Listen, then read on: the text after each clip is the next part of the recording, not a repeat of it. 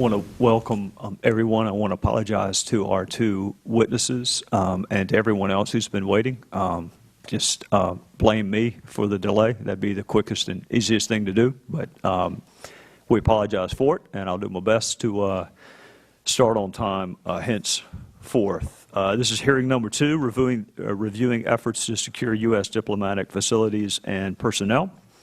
The committee will come to order. The chairman notes a quorum for taking testimony pursuant to the appropriate House resolution number and House rule number. I will now recognize myself for an opening statement, and then the gentleman from Maryland.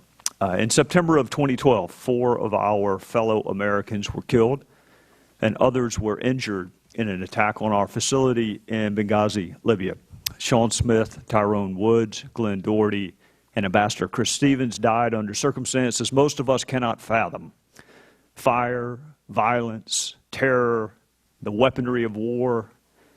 I want to read something, and I want to ask my colleagues to listen to what I read, not just to the words, but I want you to imagine having to live through or die through the experience. On September the 11th, 2012, at 9:45 p.m., 20 or more armed men assembled outside the U.S. mission in Benghazi and breached the mission gate. Several Ansar al-Sharia members have been identified among this group. The initial attackers were armed with AK-47 type rifles, handguns, rocket-propelled grenade launchers. During this initial attack, buildings within the mission were set on fire. The fire set during the attack led to the deaths of Ambassador Christopher Stevens and Sean Smith. The remaining State Department personnel escaped to a nearby U.S. facility known as the Annex and also came under attack, which continued throughout the early morning hours of September 12th, culminating in a mortar attack that killed Tyrone Woods and Glenn Doherty. What I just read is the now official position of the U.S. government, filed in U.S. District Court by the Department of Justice in a motion to detain the one defendant who has been captured and will stand trial. 20 or more men, the weapons of war, arson, sustained attacks, precision mortars, terrorist groups. It is interesting to note the use of the word terrorist, so rarely used in the days and weeks after Benghazi by people in positions of power, is now the very word used in the very statute charging the very defendant accused of killing our 4 fellow Americans. Conspiracy to provide material support and resources to terrorists resulting in death. That's the charge. That is the official charge, the official position of the United States government. But in the days after the attack in Benghazi, the word terrorist was edited out and changed. Now the administration uses the word attack. In the days after the attack in Benghazi, the administration edited out and changed the word attack. It's one thing to have it wrong initially and eventually get it right. It's another thing to have it right initially and then edit it and change it so that it is wrong. I remain keenly aware that there are those on both sides of the aisle who have concluded that all questions have been answered. There is nothing left to do, no more witnesses to talk to, no more documents to review. It is worth noting that some of those very same folks did not think that Benghazi should have been looked at in the first place. But I disagree. I do not think we should move on until there is a complete understanding of how the security environment described by our own government in court documents was allowed to exist. I don't think we should move on until we understand why we were told special precautions had been taken prior to the anniversary of 9/11. What precautions were taken? Where? By whom? Why were we told the Benghazi facility was secure? Why were we told there was a strong security presence in Benghazi when we now know that was false? And it wasn't true at the time it was said. We should not move on until there is a complete understanding of why requests for additional security were denied, by whom they were denied, and why an ambassador trusted to represent us in a dangerous land wasn't trusted to know what security he needed to do his job. It's been 2 years.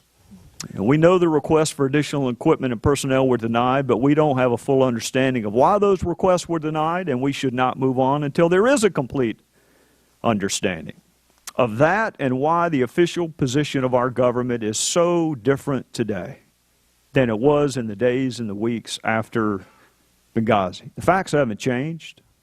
The evidence hasn't changed. But the way our government characterizes Benghazi has changed a lot.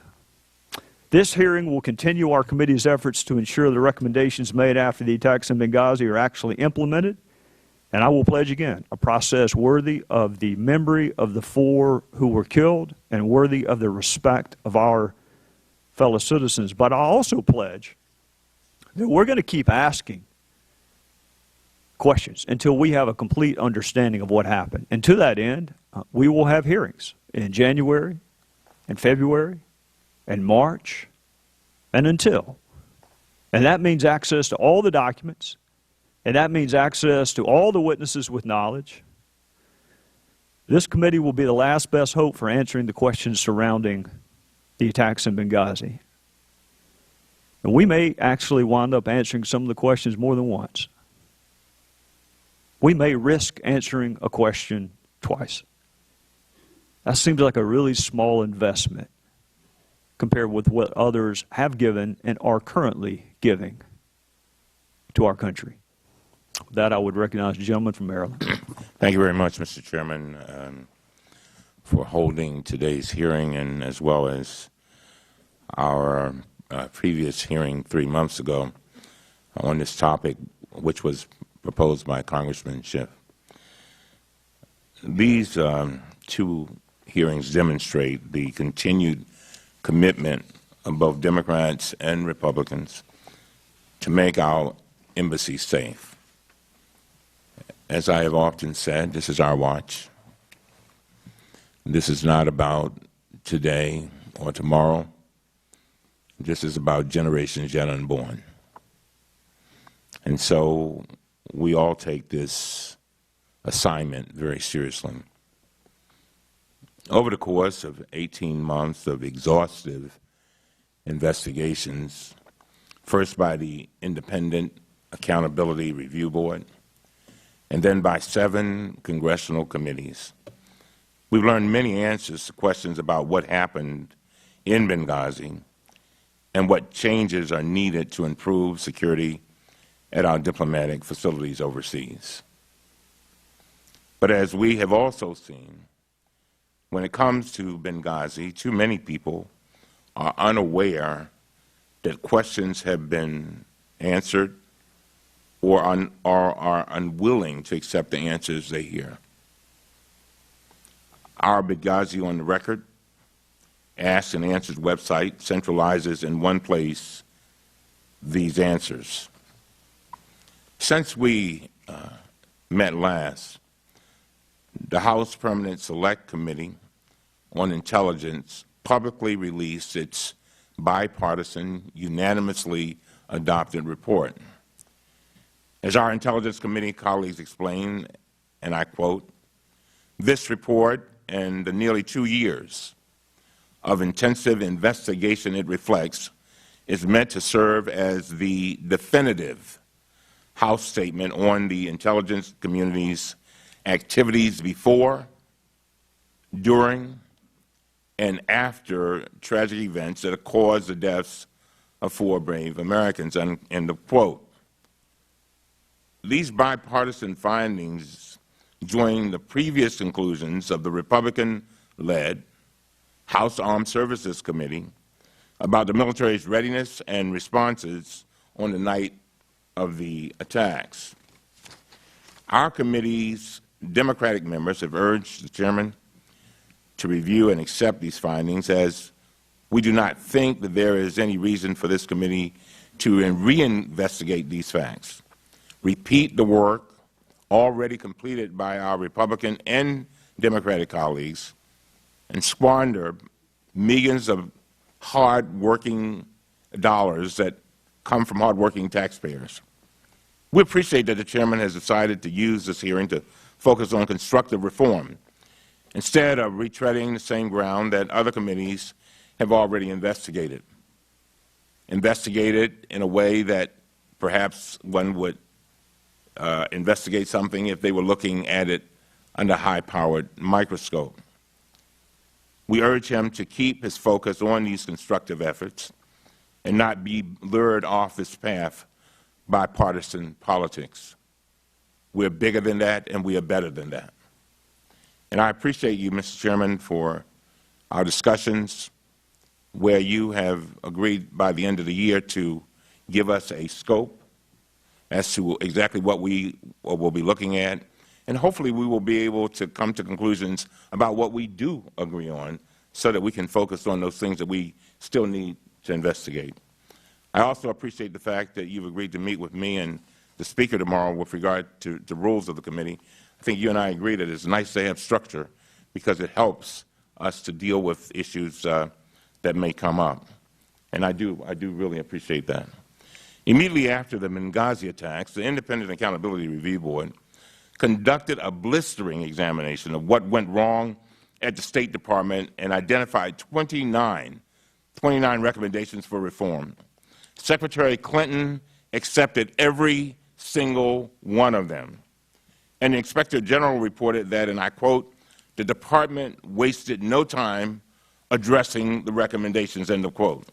During our first hearing 3 months ago, Assistant Secretary Starr testified that the Department had closed 22 of the ARB's 29 recommendations. Since then, the Department has continued making steady progress. I'm pleased to hear that. It has closed 3 more recommendations and continues to make progress on the remaining 4.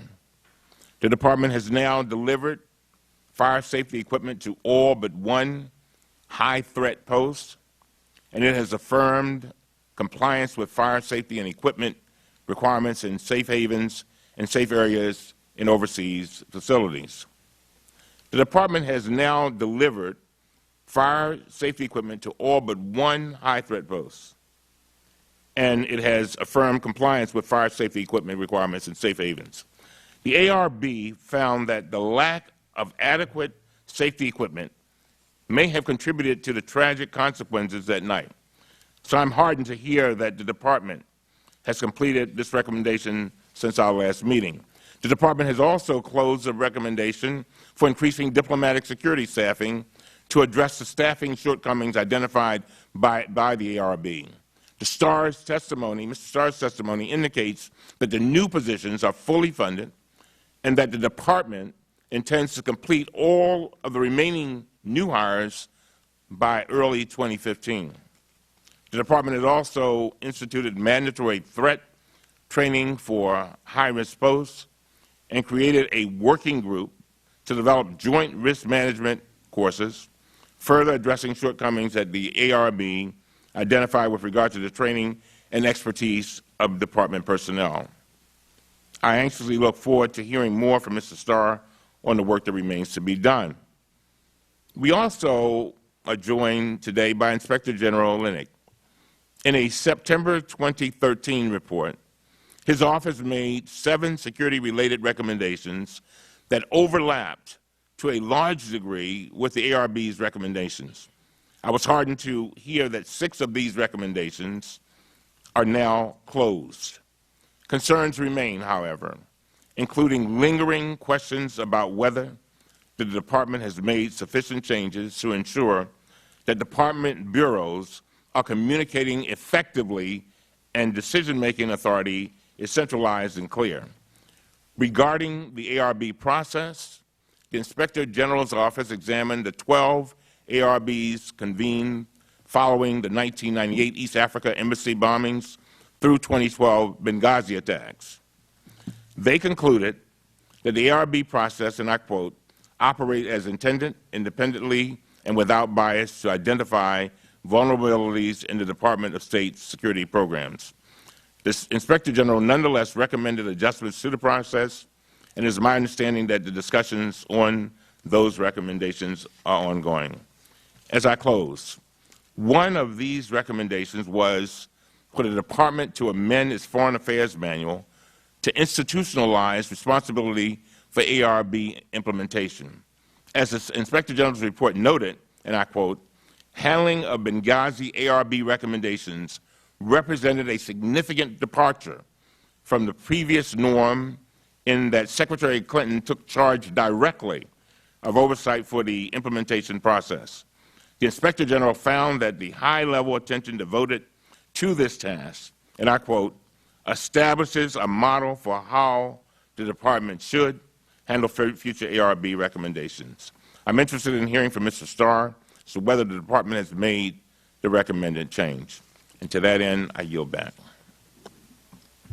Thank the gentleman from Maryland. The committee will now receive testimony from today's witness panel. The first witness will be the Honorable Gregory B. Starr, the Assistant Secretary for Diplomatic Security at the Department of State. The second witness will be the Honorable Steve Linick, the Inspector General for the Department of State. Welcome to both of you, and again, my apologies for you having to wait on me. You will each be recognized for your 5-minute opening. There are a series of lights that mean what they traditionally mean in life, and with that, Secretary Starr. Thank you, Chairman Gowdy, Ranking Member Cummings, and distinguished committee members. Thank you for inviting me again to update you on the State Department's progress in implementing the recommendations made by the Independent Benghazi Accountability Review Board, and I'll refer to that in the future as the ARB. I'd like to acknowledge my co-panelist, Inspector Steve Linick. Inspector Linick works closely with the Bureau of Diplomatic Security on many issues, some of which the committee has highlighted for discussion today. And although I am focused primarily on the Benghazi ARB implementation today, I hope to be able to provide some insights into how the Department works with the Inspector General's office to ultimately improve security around the world. The task of keeping U.S. personnel overseas safe is dynamic and an ever-evolving process. We work constantly to improve our practices and protect our people. The ARB process is an important tool towards that goal, and today we are safer and more secure because of the recommendations of the Benghazi panel and other ARBs.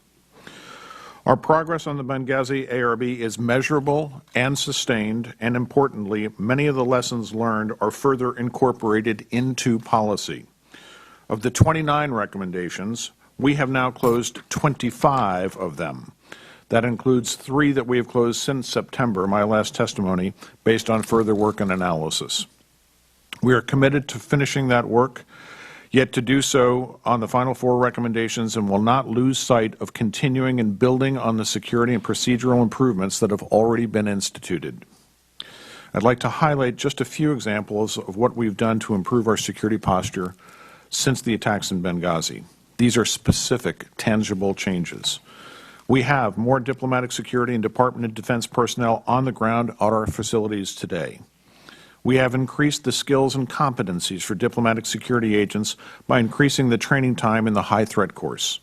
We have expanded the Foreign Affairs counter-threat course for our colleagues beyond high threat posts because we recognize that the value of these skills extends to all Foreign Service personnel and other employees at our posts overseas.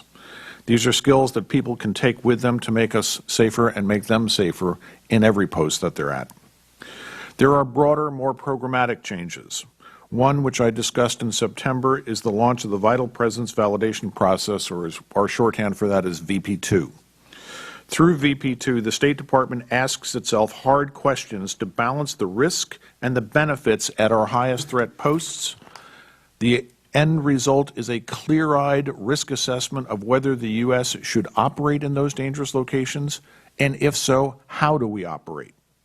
Where the process determines that U.S. national interests require us to operate at dangerous posts, the Department undertakes measures to mitigate identified risks and prioritizes resources to do so. The steps we have taken to implement the Benghazi ARB recommendations underscores an important point. We live in a world with more unstable and dangerous locations. Our foreign policy often demands that we send our people to work in those very places that are increasingly perilous. We cannot eliminate risk. The threats evolve. As a result, the work of securing our facilities and safeguarding our people is never complete. We are committed to implementing the ARB's recommendations, but we are also committed to looking forward to meeting the new challenges and threats as they develop. Our best assets in this effort are our people. Our highly trained Foreign Service officers and security personnel are out in the field every day executing U.S. foreign policy. They deserve the credit and thanks for the work that they do on our behalf. It's our job to do everything we can to reduce the risks they face. As the Assistant Secretary for Diplomatic Security, I am committed to keeping our people as safe as possible. I know that the committee, as well as the Inspector General's office, shares our commitment in making that true, keeping our people as safe as possible. With that, Mr. Chairman, I'd be happy to answer questions from the committee about the implementation of the ARB. Thank you, Mr. Starr. Mr. Linick. Chairman Gowdy, Ranking Member Cummings, and members of the committee, thank you for the opportunity to testify regarding our review of the ARB process and associated work we have conducted in recent years on security-related matters. Since the September 2012 attacks on U.S. diplomatic facilities and personnel in Benghazi, the OIG has redoubled its oversight efforts related to security, issuing inspection and audit reports specifically targeting security matters. In addition to that work, we inspect posts across the globe, and we review security-related matters at each one. In my comments today, I will address the ARB process and discuss findings based on our other security-related work. In September 2013, OIG published its report on the special review of the accountability review process, the process by which the Department's ARBs are established, supported, staffed, and conducted. The special review also examined the manner in which the Department tracks the implementation of ARB recommendations. We found that follow-through on long-term security program improvements involving physical security, training, and intelligence sharing lacked sustained oversight by the Department's principals. The lack of follow-through explains in part why a number of Benghazi ARB recommendations mirror previous ARB recommendations. We concluded that the implementation of ARB recommendations works best when the Secretary of State and other Department principals take full ownership of the implementation process. OIG Special Review made 20 formal recommendations. In May of 2014, I notified the Deputy Secretary of State for Management and Resources of the status of those recommendations, and I provided additional suggestions intended to enhance the effectiveness of the ARB process. Although some of our recommendations related to the special review and my later suggestions remain unresolved at this time, OIG has found evidence that the Department has made progress in addressing some of the security concerns. During fiscal year 2015, we will be conducting a formal follow-up review on compliance with our own recommendations and with the Benghazi ARB recommendations. In addition to the ARB review process, OIG has issued a variety of reports covering significant security matters. I take this opportunity to highlight 4 areas of concern. The first relates to physical security deficiencies. OIG reports demonstrate that the Department is at increased risk because it lacks sufficient processes and planning to ensure that the Department fully understands the security needs and priorities at posts around the world. If the Department cannot identify security vulnerabilities, it cannot adequately plan, budget for, or implement solutions. In 2012, OIG conducted a series of audits of posts located in Europe, Latin America, and Africa, which identified physical security deficiencies at 9 embassies and 1 consulate that required immediate attention. A number of these posts were designated high threat. OIG auditors found that the posts were generally not in compliance with the Department's physical and procedural security standards. Security deficiencies common among the posts included, among others, the failure to meet minimum compound perimeter requirements and to properly conduct inspections of vehicles before entering posts. The most egregious problem that we found in these audits have been identified in recent inspections is the use of warehouse space and other remote facilities for offices which do not comply with standards and places personnel at great risk. The second area of concern involves exceptions and waivers granted from compliance and security standards. OIG has found that a number of overseas posts had not maintained accurate exception and waiver records. In addition, OIG found that the Bureau of Diplomatic Security was not monitoring posts to determine whether they were obtaining waivers and exceptions for deviations from standards. The Department has reported that it has remediated that condition at this time. The third area of concern involves stovepiping of security issues. Although the Bureaus of Diplomatic Security and the overseas building operations share responsibility for ensuring post physical security needs, they don't adequately coordinate. The fourth issue of concern relates to vetting of local guards. DS oversees local guard forces that are a critical part of security at department missions overseas. They typically are posted outside or just inside the perimeter of the embassy compound and are often responsible for searching vehicles, etc. We conducted an audit of the DS local guard and noted in June of 2014 that none of the 6 security contractors reviewed by OIG fully performed the vetting procedures specified. One bad actor with the right position and access can seriously endanger the safety and security of personnel overseas. In conclusion, security issues have been and continue to be a top priority for my office. I want to thank my staff for their professionalism and commitment to this effort. I look forward to continuing to engage with the Department and Congress over these matters in the coming months in an effort to mitigate risk and avoid future incidents like the attacks that occurred in Benghazi. Chairman Gowdy, Ranking Member Cummings, and members of the committee, thank you again for the opportunity to testify today. I look forward to your questions. Thank you, Mr. Linick. The Chair will now recognize the gentlelady from Indiana, Ms. Brooks. Thank you, Mr. Chairman, and thank you both for appearing here today and for your service to our country. As the Inspector General, Mr. Linick, and all Inspector Generals for all agencies, would it be correct to say that generally you are charged with ensuring, but in this case, that the State Department is effectively managed and accountable for its decisions? Is that what Inspector Generals do? Yes. And you conduct audits. We've heard you talk about audits, evaluations. The way Inspector Generals do that is they conduct audits, evaluations, inspections. And you've just mentioned some of those. Is that correct? Yes, and we look at programs and operations as well. And so you're like the internal watchdog or internal police department for a agency and for the State Department specifically. Yes. But you are not appointed by the Secretary of State. Is that correct? No, I was appointed by the President and confirmed by the Senate. And when were you appointed? I was appointed in September of 2013. So that means that actually you have complete independence, don't you, from the State Department and the decisions that they make? Yes, we are independent. And before that, you actually, as I understand, like myself, were a federal prosecutor, focused on fraud types of matters. I was for 16 years. And in your finding that you undertook of the ARB, it's my understanding that you felt, and this is quoting, your most important finding was that the oversight of the ARB recommendations must be at the highest levels within the department. Is that correct? That's correct. And at the what highest level were you referring to? At least at the Deputy Secretary level. And in your opinion, is that where this, the implementation of the ARB recommendation stands at this point? That remained an unresolved recommendation. We did receive revisions to the Foreign Affairs Manual yesterday, and we are looking at them now.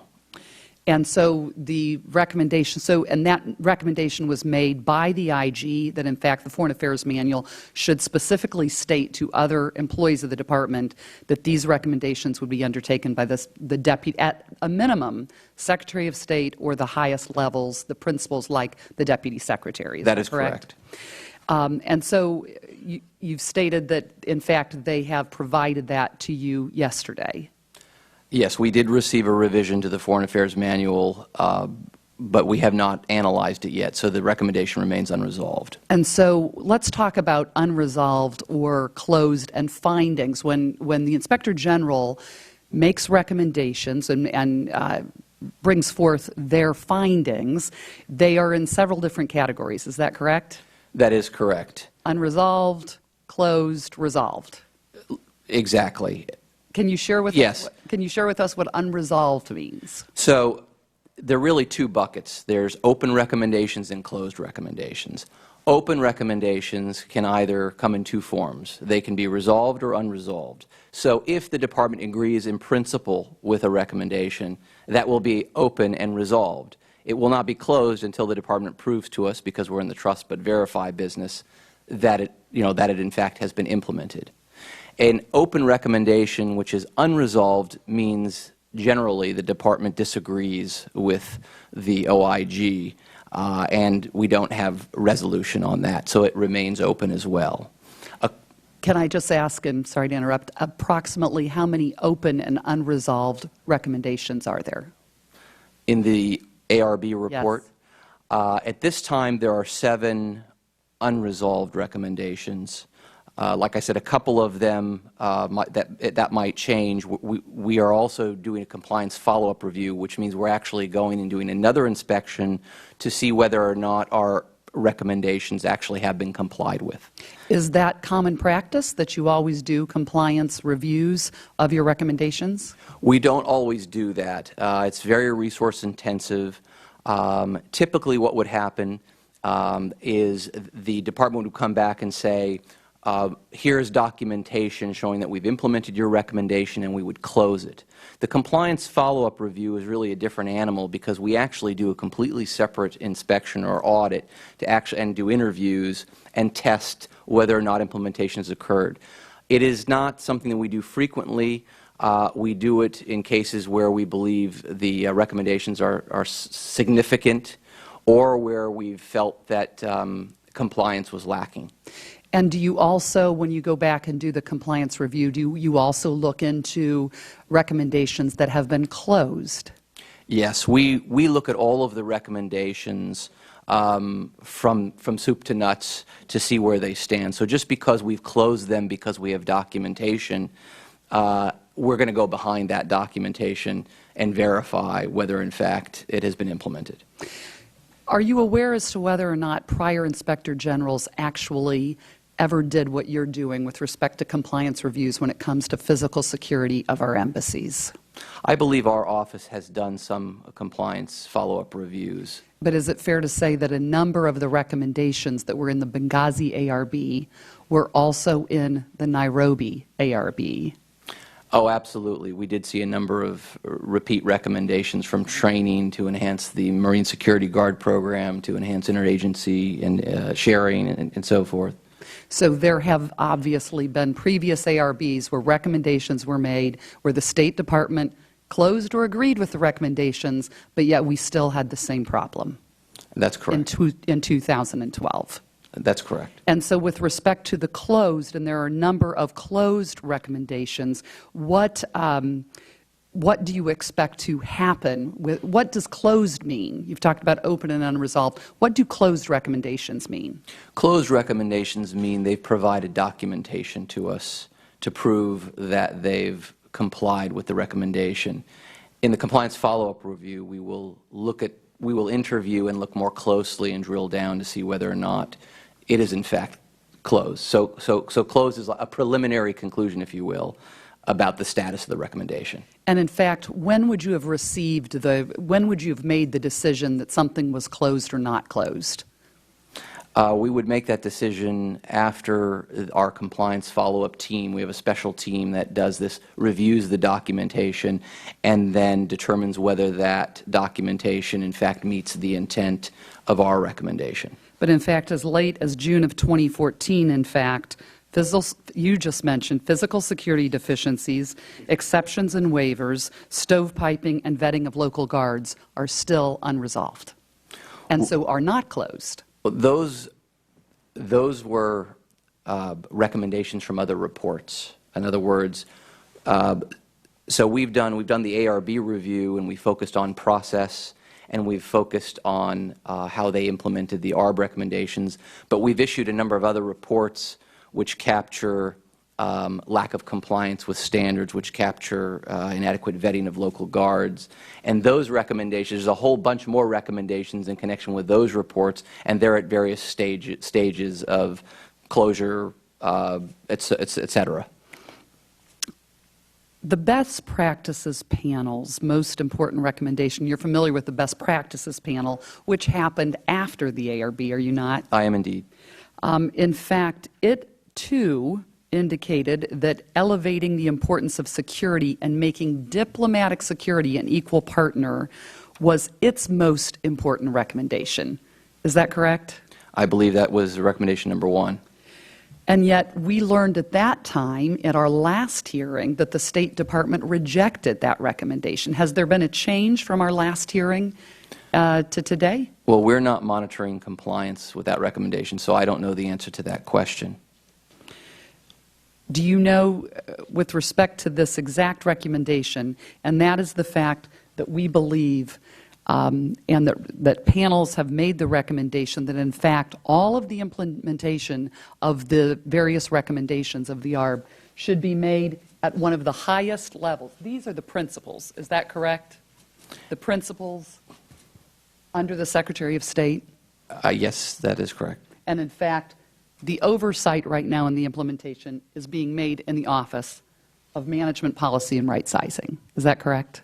I believe they are tracking the implementation of it, yeah. And that's actually what Mr. Starr said. And so tracking just means, is it being done? Is that correct?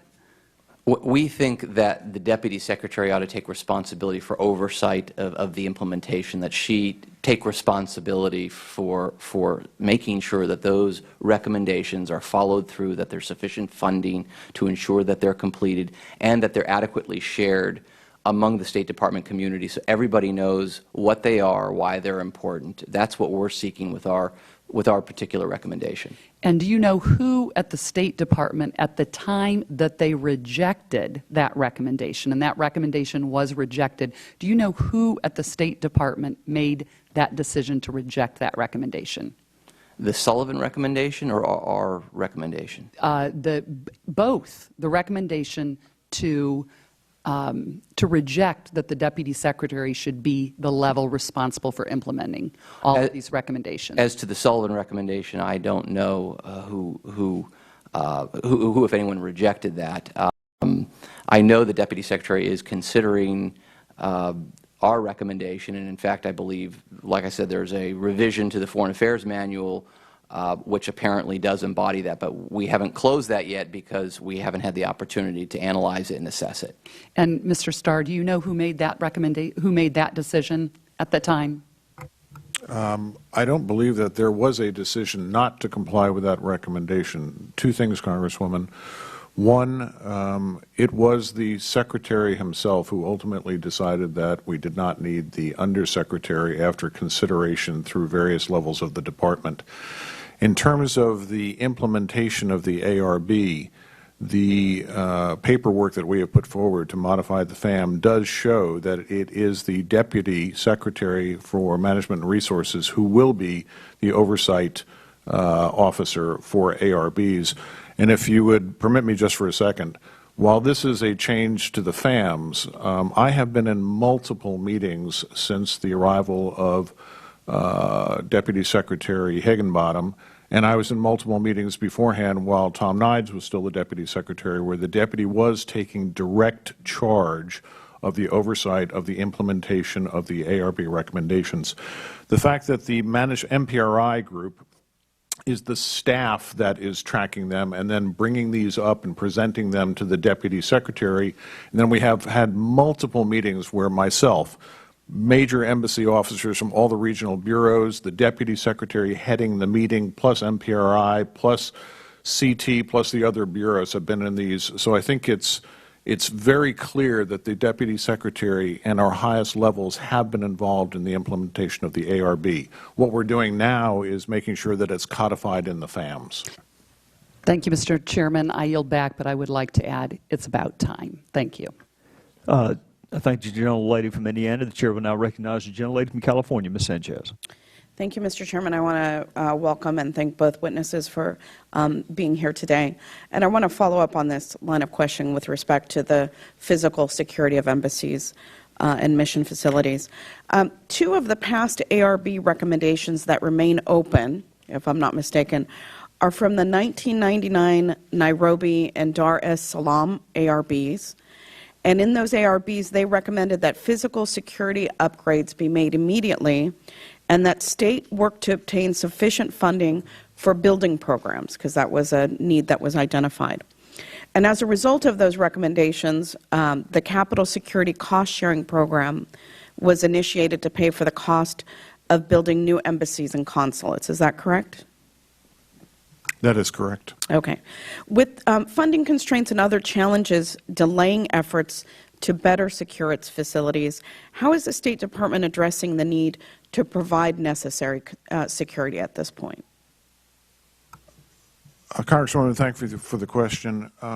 Congress has been extraordinarily generous with the Department. Since the Nairobi bombings in 1998, we have constructed nearly 100 new facilities around the world. We have done major security upgrades to our facilities around the world that we could not replace right at that moment. There is not a post out there that doesn't have anti-ram walls and vehicle bars and gates, does not have guard programs, police protecting it, forced entry doors and windows, shatter-resistant window film. Now, after Benghazi, additional Marines, additional RSOs. We have been committed since, quite frankly, since 1985 in increasing the programs. I think the funding that we originally got under the capital cost sharing program was about $1.3 billion a year, and by 2012, 2013, instead of the original 6 or 8 facilities that we were able to build a year, we were building perhaps 1 or 2, perhaps 3 because of inflation costs. After Benghazi, Congress was again very generous with the Department and has authorized almost another $1 billion. And we are now again on an enhanced building program, building about 6 or 7 new facilities a year. So I would say that while that recommendation remained open technically, the Department, with the help of Congress, has done an amazing job enhancing the safety and security of our people through the years. I will not say that it's perfect. Clearly, I'm here, and my job is to implement reforms after Benghazi and lessons that we've learned. We made mistakes there. But for the vast majority of places, I would tell you that the recommendations that came out of Dar es Salaam and Nairobi bombings and the ARBs for those, we have assiduously been trying to implement those, and Congress has been very helpful. Could you give me an idea, Mr. Starr, because it's a big job to try to go back and renovate facilities and bring them up to modern security standards. Could you estimate how many facilities you're talking about that you have to deal with in terms of assessing the physical security of those buildings? Ballpark figure? There are 275 U.S. embassies, consulates, and consulate generals. There are approximately 10 other special missions. The facilities that make up those missions number over 1,000 different buildings. It's quite an undertaking then to consistently be upgrading their security. Would that be fair statement? I think that's a fair statement. Now, the Benghazi ARB found that the State Department must work with Congress to restore the Capitol Security Cost-Sharing Program at its full capacity. Can you talk a little bit about the history of the funding and why Congress needed to restore to the full level the Capitol Security Cost-Sharing Program? Thank you, Congresswoman. As I alluded to just a moment ago, the original costs coming out of the Nairobi and Dar es Salaam were at approximately the $1.3 billion level a year. And in 1999, in 2000, and 2001, as we geared up the program, that gave us the ability to replace 6, 7, 8, sometimes 9 facilities a year, or individual buildings at least, and do some major security upgrades. But that funding level was constant from about 2000 till 2012, and increased building costs, inflation, and other things had reduced what we could do with that $1.3 billion. So we were hopeful, and as I say, Congress was very generous in recognizing that that number had been eroded by inflation, and after Benghazi, and I think in line with the ARB recommendation, worked with the Department and added nearly another $1 billion to that. So we're currently at approximately $2.3 billion under the Capital Cost Sharing Program per year, which has allowed us to do more security enhancements and build and replace more unsecure facilities. Thank you. It's important to note that Congress does play a role in making sure that these facilities are physically secure. Mr. Starr, I'd also like to ask you about temporary facilities. During our previous hearing, a number of members had questions about the diplomatic facility in Benghazi, whether it was a special mission compound or a temporary mission facility, and whether the term used meant less stringent physical security standards applied to that facility. That issue was investigated by the ARB and numerous congressional committees over the past 2 years. And at our last hearing, you addressed this concern, explaining, and I'm going to quote from your testimony, whether it's temporary or interim or permanent, that we should be applying the same security standards that the OSPB has put in place. Is that still your understanding of how the Department is applying these standards today? Yes, that is a very hard lesson that we learned after Benghazi. I can tell you that in one particular location in the world, I won't say it, where we have had to have operations where we were under great pressure to put people in and establish a temporary facility, I turned that down and said that we will continue to operate solely on a TDY basis until such time as we can identify a facility and bring it up to the necessary level of security in order to declare it a facility, i.e. meeting the OSPB standards for that type of facility. I got no pushback from the Department and, in fact, got a tremendous amount of support for this. I think you've correctly identified that the Benghazi, whatever you call it, the temporary facility or the special mission facility, despite efforts to do security upgrades to it, we know that it did not meet all of the standards, and we want to avoid a situation like that going forward. I just want to point out that Mr. Linick, in his written testimony, noted in a March 2014 audit on physical security funding that Diplomatic Security and the Overseas Building Operations Bureau have differing interpretations of what the required physical security standards are for those overseas facilities. And the same IG report notes that in January 2013, the Department clarified that a single standard applies to all facilities. In June 2013, the Department further clarified that the OSPB standards set forth the minimum requirements. Has there been better communication now between the Department and the Diplomatic Security and Overseas Building Operations, and finally sort of an agreed-upon standard for what those physical standards should be? There is no disagreement on what the physical security standards should be. Those standards are in our Foreign Affairs manuals and Foreign Affairs handbooks. They're approved by the Overseas Security Policy Board, and there is no disagreement on the standards. We do have different standards for a, let's say, a standalone building or a building that is in tentative, or an office that's in tentative commercial office space. But OBO is very clear and understands what those standards are. There is no misunderstanding that the standards are what they are and are there. I do think that the Inspector General's inspections have been very helpful to us in many ways. Although sometimes I will disagree with some of the recommendations, and as Steve alluded to, we have some open recommendations where we may disagree. Ultimately, we come to resolution on the vast majority of them. In terms of what the inspectors found in some of their reports, it is my job as the head of security, when we find security deficiencies that the IG may find, to make sure that we're addressing them as fast as possible. And Steve and his inspectors in one instance did find that we had some significant differences between OBO and DS at a post overseas. I met 2 days after the inspectors came back with the head of OBO. We resolved those differences, and we've moved on and settled those the differences and made the decisions on where we have to go. I meet virtually every week with the head of OBO. My staff meets at lower levels with OBO, and we've taken that recommendation very seriously. I appreciate your testimony, and I yield back. Thank the gentlelady from California. The chair will now recognize the gentleman from Georgia, Mr. Westmore. Thank you, Mr. Chairman, and thank you for being here. Mr. Starr, just a point of clarification. When they use the term closed on the recommendations, that does not mean they are completed, correct?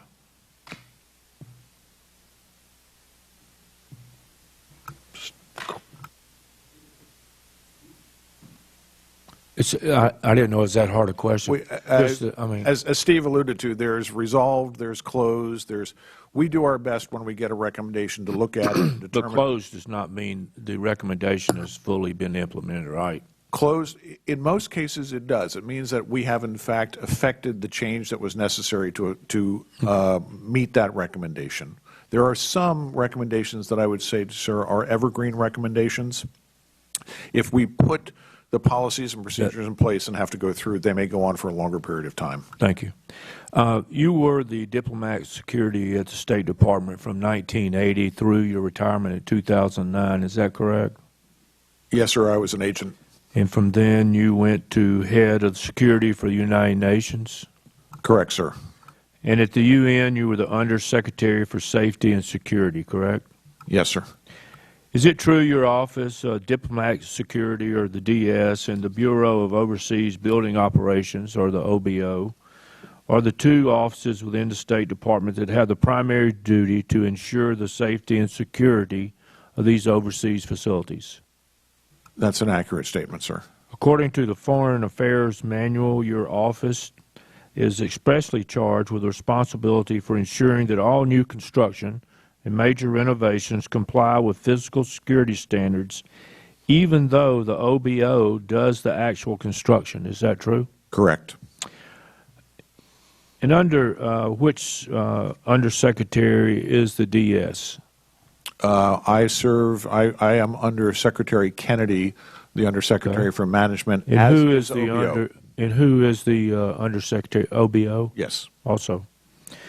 And the Undersecretary for Management, Mr. Kennedy, has been in a position since November of 2007, I believe. Is that correct? You don't know? I believe so, sir, but I'm not certain. Okay. Date. Has Mr. Kennedy been with the State Department, as far as you know, from the early 70s? I think Pat came in about 1975. Okay. In fact, when the East African embassies were bombed in 1998, Mr. Kennedy was in your position. Is that correct? At the time of the bombing, sir, my recollection is that we had a vacancy in the position, and He was the Undersecretary. acting. He was the acting. Okay. And although you returned to the State Department after the Benghazi attacks, you are aware that virtually each and every finding and resulting recommendation in the Benghazi ARB centered on the Special Mission Compound or facility being a high-threat post, sorely lacking in personnel and physical security. Is that correct?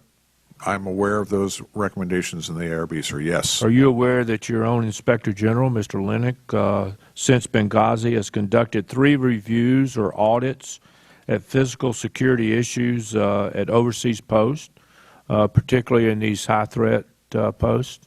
Yes, I am, sir.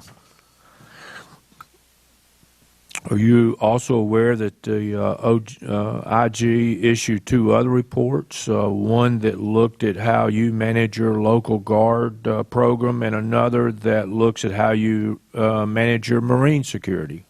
Yes, sir, I am. Let's take a look at the IG report issued in June of 2013 that looked at how you comply with the physical security standards at 5 Pacific overseas posts that are considered high threat. Do you recall that report? Yes, sir. As I understand it, that report only looked at embassies or consulates that were constructed after the year 2000. Is that correct? I believe so, sir. So all built after the East African embassy bombings in 1998, where an ARB was sharply critical of the then existing physical security standards. Is that correct? I would say the Inspector General pointed out that there were some deficiencies in not meeting some of the standards. That means that they were all built after Congress passed the Secure Embassy Construction and Counterterrorism Act, as it's known, and gave the State Department a whole lot of money to improve those physical security overseas. Is that correct? Correct. So in this report, the IG team looked at physical security at the 5 posts that had a high threat level, and the audit team looked at such things as the height of the perimeter walls, the outside boundary, how far the buildings were from those outside walls, looked at the anti-ram barriers, the procedural other barriers or resistant doors, whether local guards, which we have talked about prior, were properly inspecting, whether there were safe havens inside the building and the like. Is that correct? Yes, sir. So let me ask you how the 5 embassies or consulates did. Did any of them comply with all the security standards that were reviewed? No, sir. None of them are perfect.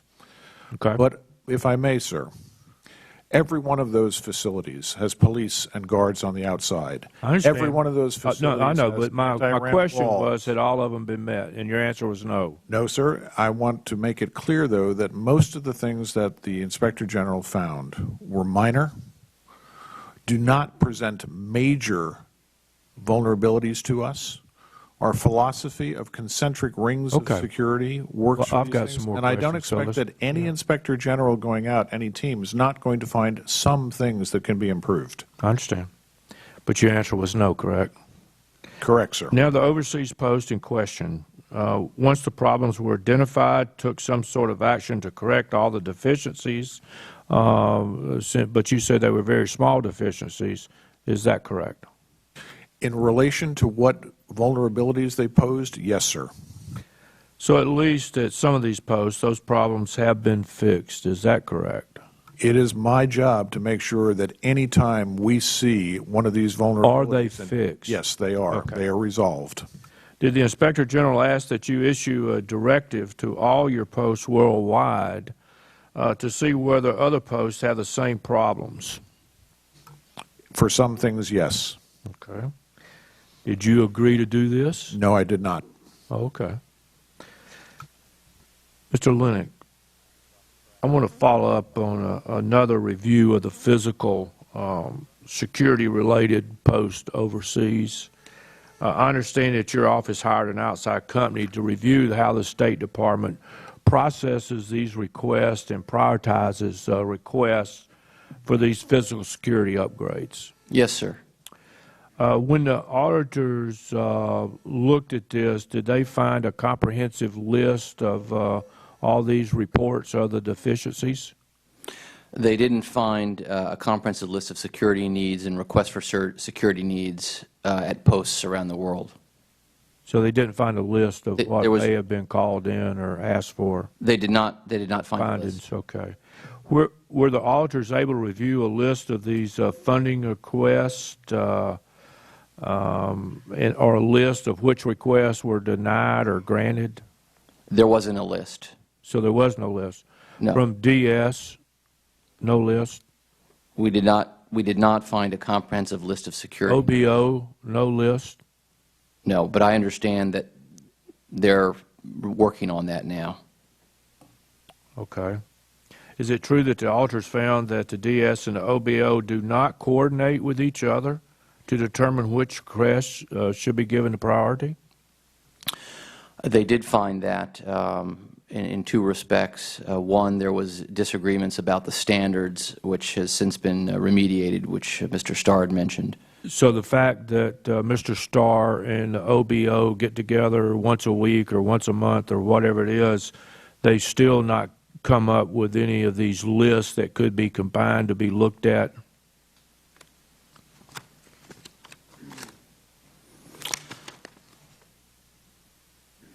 I don't believe we have seen a comprehensive list, but I'm not entirely sure of that, so I'd have to get back to you. Do you know of any comprehensive lists that may have been put into long-term planning for the future security of the request that's been made from these posts? I know the department has agreed to do it, and so that recommendation has been resolved, but it still is open.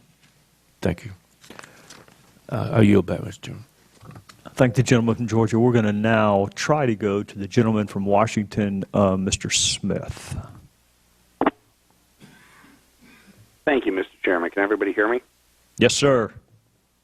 Great. Thank you. And I really appreciate your flexibility. For those of you who don't know, I had hip surgery not long ago, so I'm unable to travel.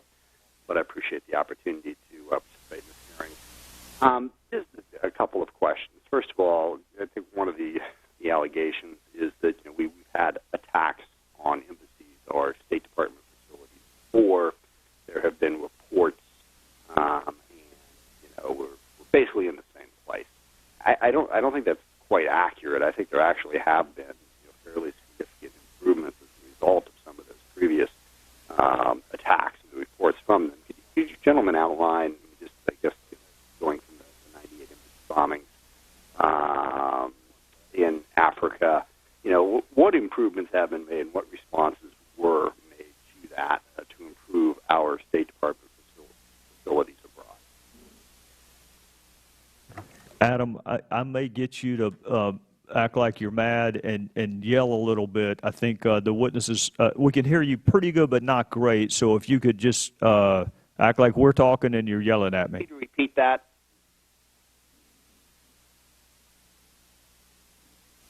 Trey, do you need me to repeat what I just asked? Yes, sir. I think the witnesses are kind of leaning forward. If you can just yell it as loud as you're willing to do it, Adam.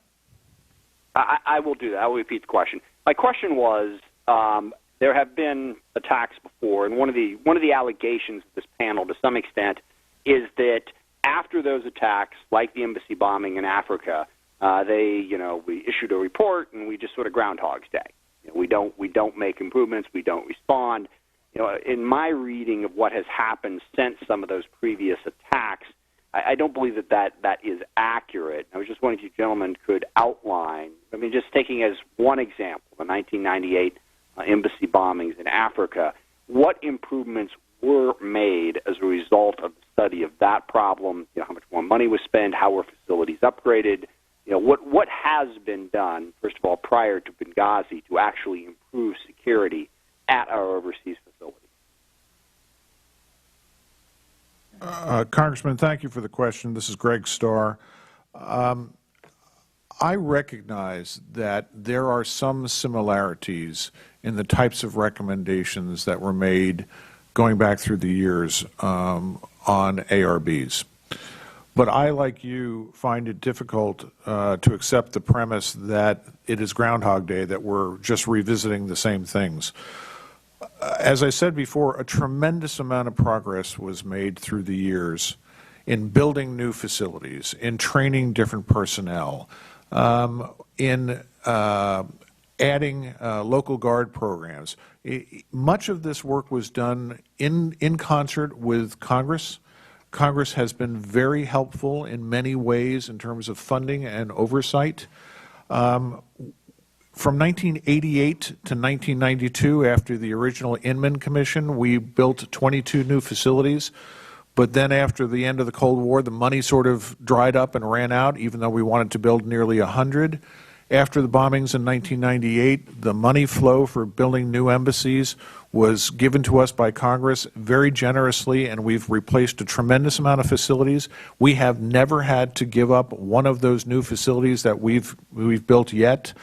I think the increases that we've done in training for our personnel, additional Marine detachments, things like more armored cars, and the things that we've done after Benghazi, the better and much closer relationships with the intelligence community and DOD, I think some of those things you can say, well, weren't you doing those things, after Nairobi? Weren't some of those things said in the ARBs? And there are some similarities. But I think the types of things that we're facing are similar as well, and I think we're going to see similar types of attacks. And you may get even in the future, the need for more training than we're even doing now. So I appreciate the comments because I believe, like you do, that while there may be some similarities, this is not Groundhog Day. We have med significant progress since Nairobi and Dar es Salaam. There are very few ARB recommendations through all of the ARBs that have been left open, and those few that are open, we're still working to close. So thank you for the question, sir. But on one of the big issues about Benghazi, not all State Department facilities are the same. I mean, when we think of our State Department presence overseas, I think most people typically imagine our embassy. The main facility. But as everybody knows, we have a number of different facilities where people are located throughout the country. One of the most dangerous places that I went to was Peshawar, where we have a consulate in Pakistan a few years back. Very dangerous place, very high security. Now, when you're determining what security to provide, when you go to these temporary mission facilities or to these annexes or consulates, and specific to Libya and specific to the two facilities that were attacked, how would have they fallen under the new rules after some of these other attacks in terms of understanding how to properly provide security for two facilities like the ones that were in Benghazi, which were not traditional embassies or even consulates for that matter? Is this something that had been contemplated previously? And if so, what was the discussion about how to properly provide security for these different types of facilities? Unfortunately, sir, I'm at a little bit of a loss. As one of the congressmen has pointed out, that while those discussions were taking place on what was going to happen for Benghazi, I was at the United Nations.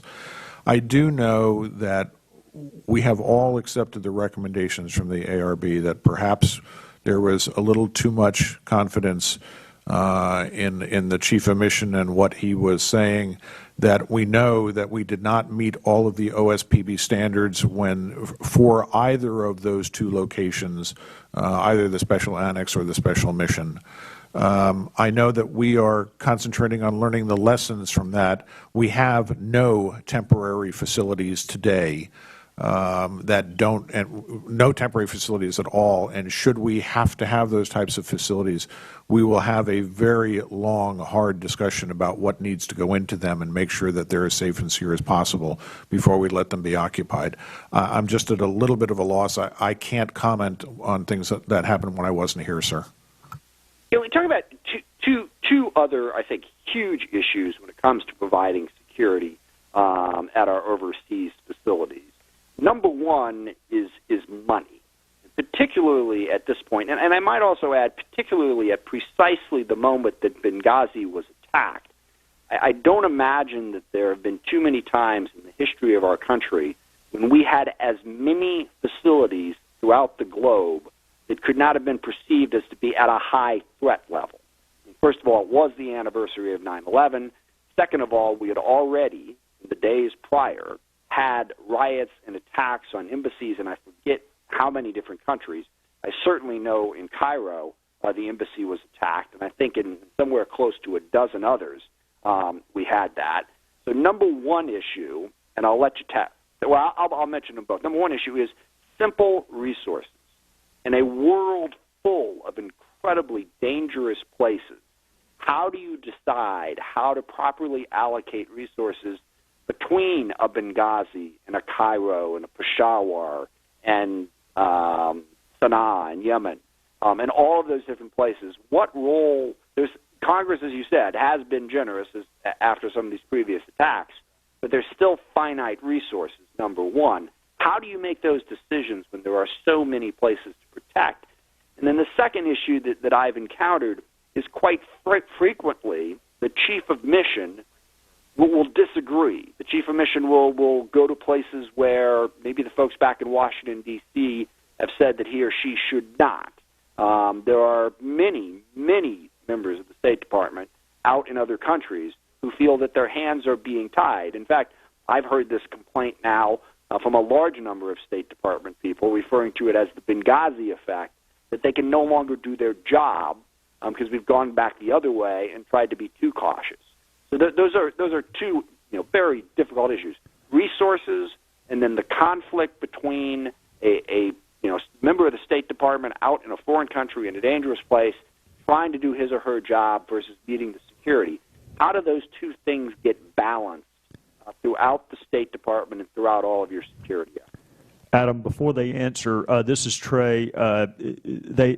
There's less than a minute on the clock, but given the technical difficulties, I'm going to let them answer this question in full and give you another question, given the difficulties we had on the front end. But I wanted to let you know where we were in terms of time.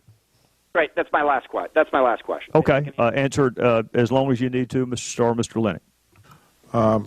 Thank you, Congressman. On the question of resources, you are correct. While Congress has been very generous with us, I'm not going to sit here and say that it is solely a question of resources.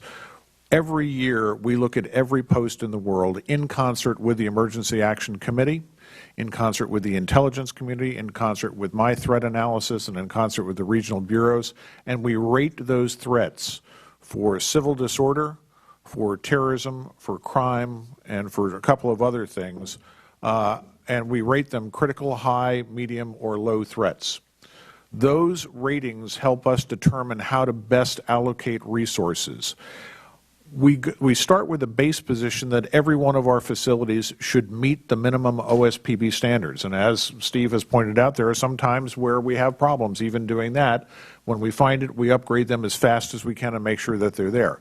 There are many posts that we have to go very far above the minimum standards because of the specific nature of the threats, and the threats can differ. At a place where it is a threat of a car bomb, we're looking for additional setback. We're looking for additional barriers. When it's mob attacks, we may be looking at additional reinforcements in terms of the military on the ground. But we look at those threats at least for every single post in a formalized manner every single year. And I start my day every single morning with a threat roundup and looking at what's out there and make determinations whether or not we need to reinforce or do something at our embassies. As you correctly pointed out, that does translate into problems sometimes where we have officers that feel that they can't get out. We often have places where we have to balance getting the job done with an officer's individual security and what the threats are. I think that's a healthy tension. I want Foreign Service officers that want to get out and want to get the job done. And I want posts that are looking closely at what the threats are and whether they should get out. Now, at our highest threat level posts, I think you'll find that some of our officers may be frustrated sometimes because the security has to be overwhelming in many ways, has to be very strong. In the rest of our posts around the world, our people are getting out. Our people are engaging. Foreign Service officers are building democracy. They're, rule of law programs, justice programs, USAID programs, humanitarian programs, and they're fulfilling those requirements.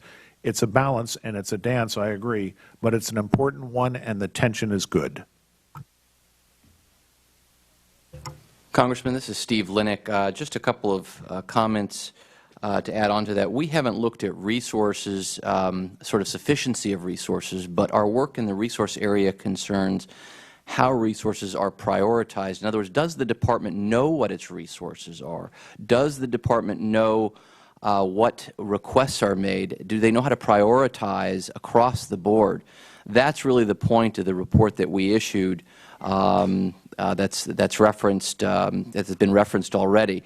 And if the Department cannot make a determination as to which projects are high priority, then it's going to be difficult to solve problems and develop budgets.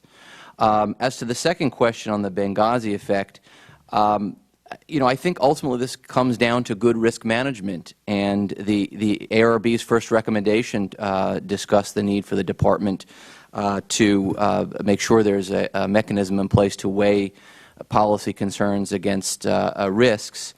One of our recommendations was that this is so important that this should be elevated to the highest levels of the Department so that someone who's in a position of weighing policy considerations, namely maintaining presence in certain very dangerous areas, can make that determination and also be responsible when they have to sign the dotted line and put people at temporary facilities or wherever in high-threat posts. Can I just quickly follow up on that last point, and then I'll be done? Because I think the problem and the issue when you say take it up to that higher level, but once you've taken it up to that higher level, isn't that person further away from the specific understanding of a given country or a given area? And in some ways, if you're going up to someone who's at that deputy level, they are more distant from the problem and in some ways probably less qualified to make the call on whether or not a given action is proper for the security environment. Isn't that one of the reasons why the State Department's been reluctant to implement that specific recommendation?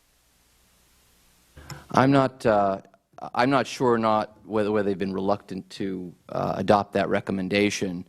I know they have their VP2 risk management system, and I don't know to what extent that answers the question of raising risk management at a higher level. I guess I would say that we know that some of these decisions involve competing interests. At the lower levels, you've got your policy folks and then your security folks. Somebody has to be in charge of reconciling these, some of these competing interests, because we know our policy folks want us to be in places. They want us to be out doing diplomacy, and our security folks want to minimize risk.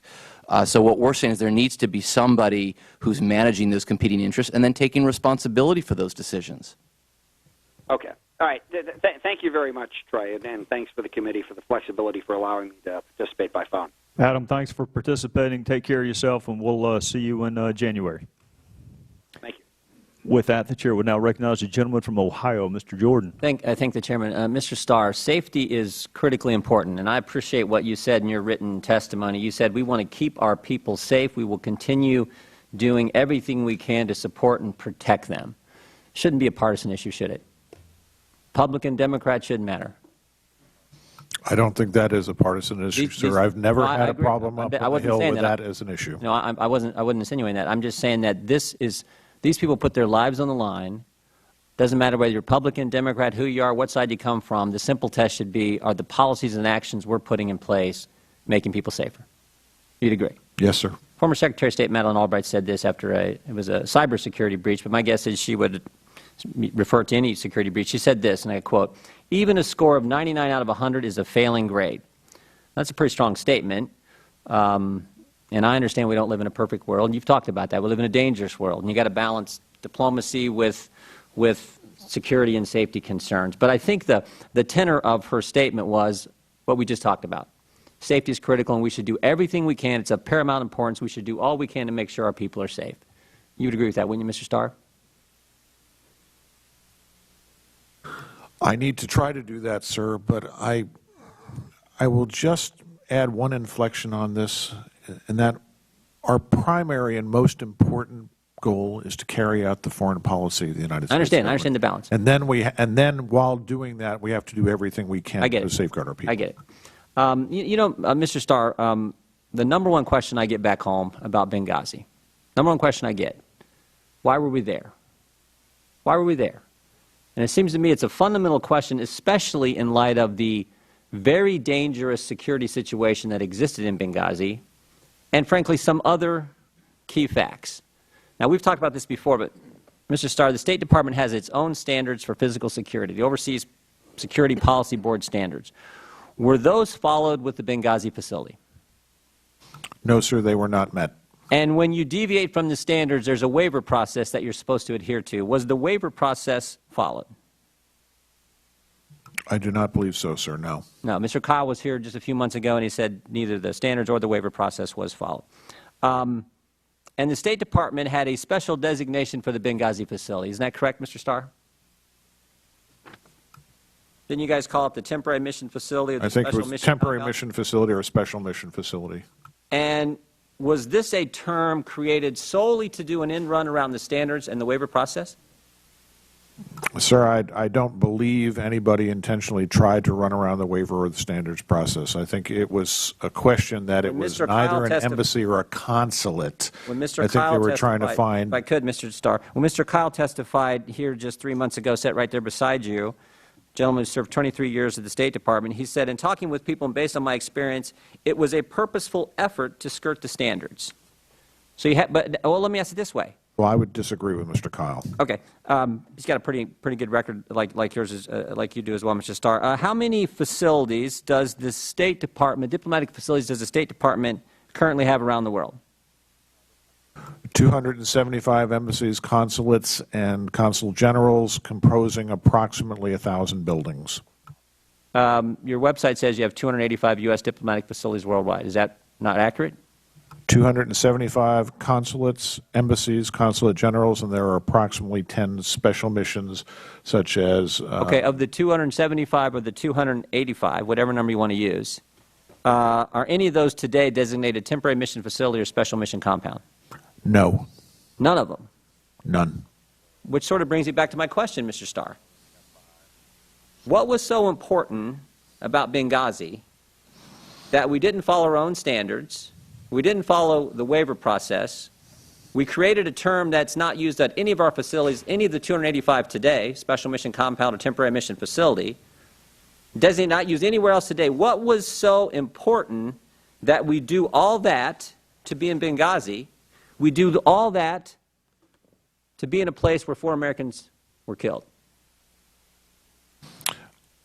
Sir, I would have to refer you to the results of the ARB, which I think address that. No, you're the witness from the State Department. I'm asking you. I was not here when those determinations were made, sir. And it doesn't matter whether today you're or not. I don't, and today I do not, and we do not have facilities like that. Well, no. I'm asking you, as the representative from the State Department, tell me what was so important that we don't follow the standards, we don't follow the waiver process, we create a new term out of thin air, and none of the facilities today, we're the United States of America, we got more facilities probably than any other country in the world, 285, and none of them use that designation today. Correct. So tell me, why did, we were in Tripoli, why do we have to be in Benghazi? I would have to refer you to the ARB, sir. Well, let me add to it. Maybe this will help you think about giving us an answer. In the 13 months prior to the attack on 9/11/2012, there were 200 security incidents in Libya. IED, RPG, assassination attempt on the British ambassador. I mean, this was the Wild West. Repeated requests. Here's the thing. Repeated requests from our security personnel at the facility. Repeated requests for additional security. They said, we need more help. We need more good guys here. And you guys said, nope, we're not sending. In fact, what they had you reduced. So again, I ask, that situation, probably the most chaotic situation that we have at around any of our facilities, a whole new term, don't follow the standards, don't adhere to the waiver process. Why were we there? Sir, I think the ARB points out that there were mistakes made. Mr. Starr? I think it's very obvious that we had a tragedy that occurred, and I am not denying that a tragedy occurred. None of what them I'm denying saying is that. that I We're trying think to we get had to answers to learn from that lesson. I'm not the witness to tell you what happened. You're the State Department representative here at the hearing on the Select Committee. I'm here to find out what happened. I'm Most here to fundamental discuss question is the why we were things there in that the first we have place. put in place since the ARB and what we are doing to protect our people now. Let me ask you another thing here. Do you happen to know the name of the government that was in place when we had those 200 security incidents in the 13 months leading up to this tragedy? Do you happen to know the name of the government that was in place when we had the IED attacks, the RPG attacks, the assassination attempt on the British ambassador? What was the name of the Libyan government at the time, Mr. Starr? Do you know? No, I don't offhand. I'll tell you. The Transitional National Council. Transitional National Council. Not exactly a title that inspires confidence, screams stability, does it, Mr. Starr? And yet, we had to be there. We just had to be there. Now, this committee is going to try to find out the answer. Since you won't give it to us, since you won't hazard a guess, this committee is going to try to find out the answer. But in the meantime, we are going to make sure we keep focused on what we started our conversation here about, Mr. Starr, and that's the safety of our people who serve abroad. Now, there was one good thing that came out of the ARB. One good thing. They said we're going to have a best practices panel, and that best practices panel made 40 recommendations. And the most important one's the one that Mr. Linick talked about earlier. The number one recommendation, frankly, the one that many of the other 39 hinge upon, says we need to create at the undersecretary level an undersecretary for diplomatic security. Is the State Department going to do that, Mr. Starr? At the undersecretary level? A decision has been made not to implement that. You're not going to do it. You know how many undersecretaries are there at the State Department, Mr. Starr? I believe there's 7. I think there's 6 based on the chart you just gave us. Undersecretary for Political Affairs, Undersecretary for Economic Growth and Energy and Environment, Undersecretary for Arms Control and International Security Affairs, Undersecretary for Management, Undersecretary for Civilian Security, Democracy and Human Rights, and the Undersecretary for Public Diplomacy and Public Affairs. And yet, we can't have an Undersecretary for the security of our people who risk their lives every day around this planet. You know, the Undersecretary for Public Diplomacy and Public Affairs, you know part of the job description of that Undersecretary? To foster cultural exchange and international broadcasting. Now, I'm not saying cultural exchange and international broadcasting isn't important. All I'm saying is the safety of the people who serve at these 285 facilities should be just as important. And you guys say, nope, we're going to keep you way down here, Mr. Starr. In fact, it's your response. You're the one, Diplomatic Security Assistant Secretary, as Ms. Brooks pointed out, you're way down the chart. Why don't you want to move from the kids' table to the adult table, Mr. Starr? Why don't you want to move on up to the undersecretary level? Did you make that case to Secretary Kerry and said, I think security is important enough, I should be at the undersecretary level? Did you make that case? The case that I made to the Secretary was that in any instance that I needed to get to the Secretary and the access that I needed with him, the Deputy Secretaries, or the Assistant Secretaries, I had to have the access necessary to do my job.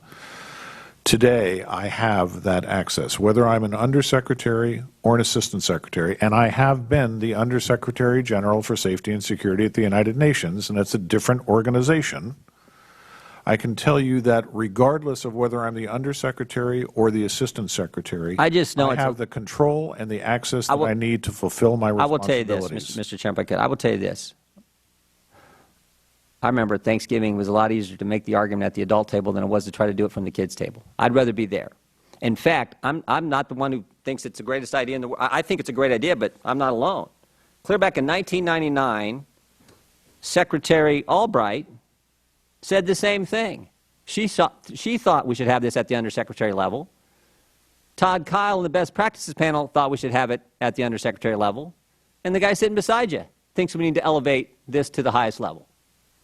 So I guess we got two big questions that this committee needs to answer. Why in the world won't the State Department do what everyone knows needs to be done, elevate this position to the highest level that we can, make it equal with cultural exchange and international broadcasting?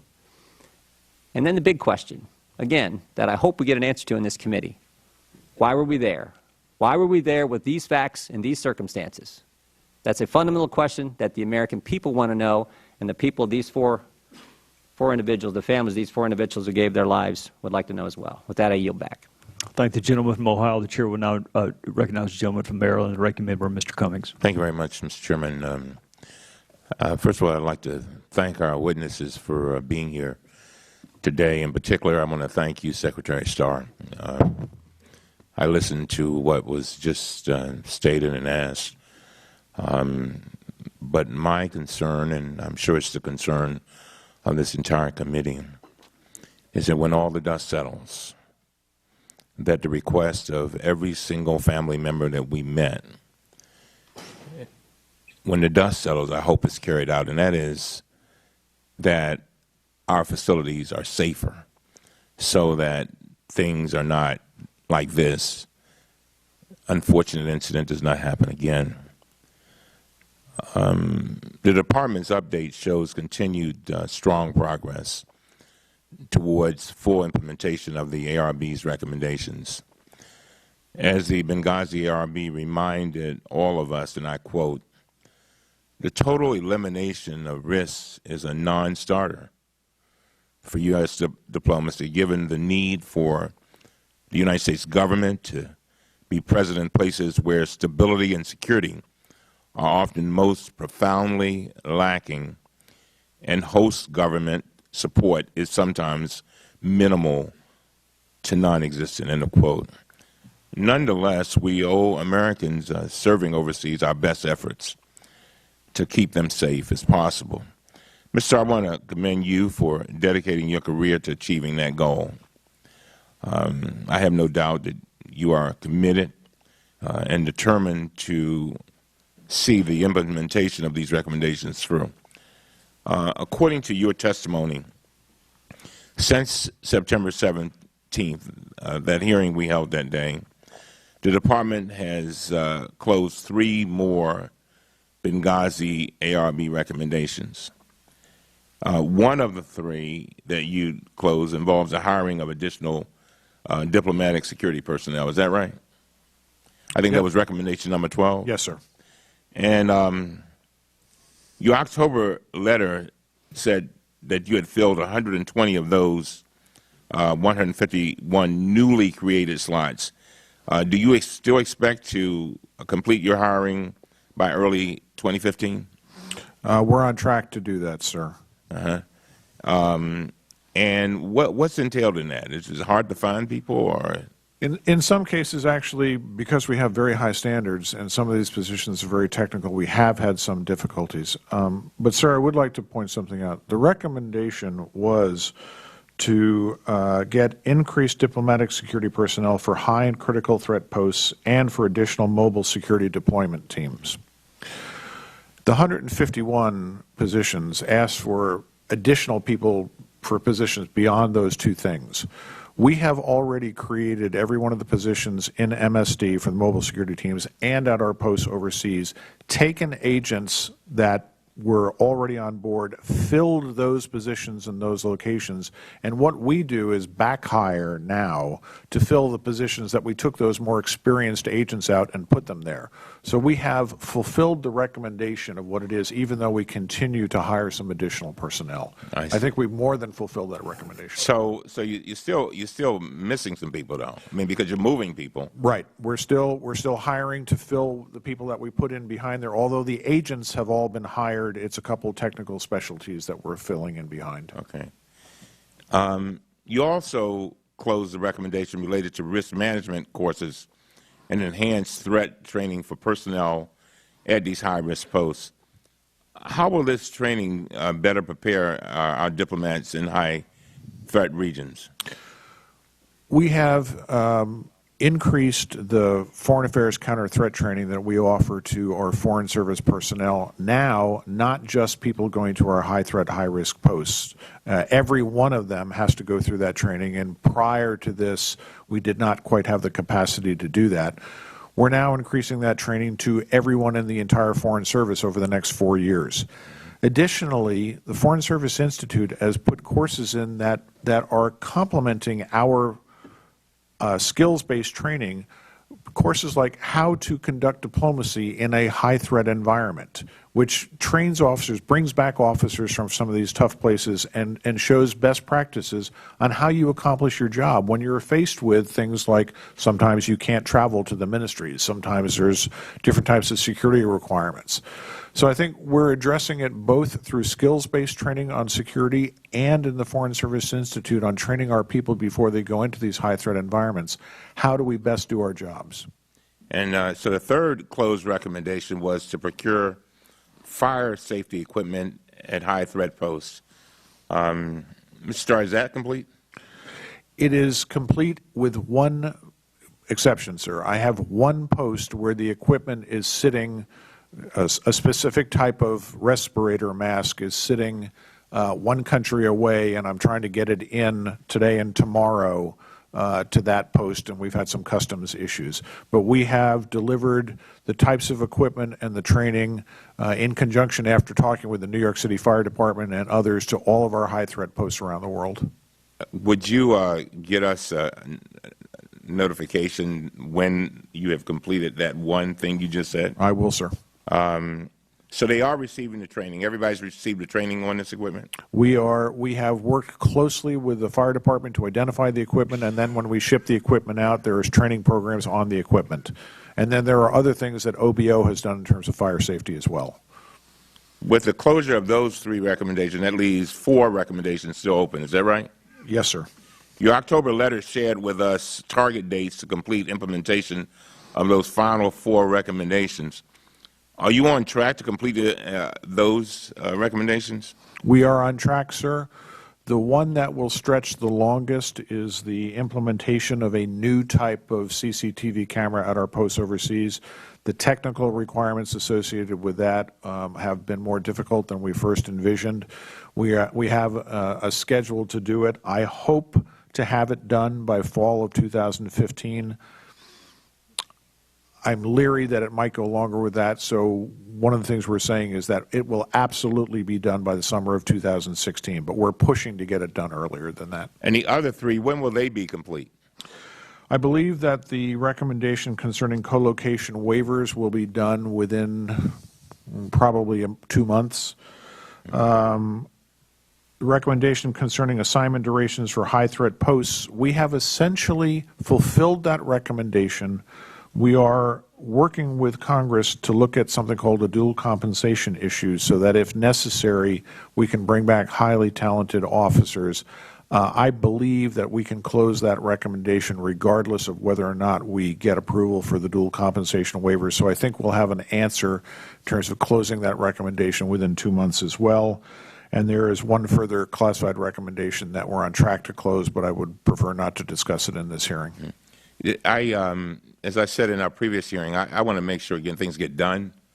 And so I want you to get back to us exactly when you expect, I'd like to have that in writing, when you expect these things to be done, and provide the committee with that information, because we want to hold you to that, all right?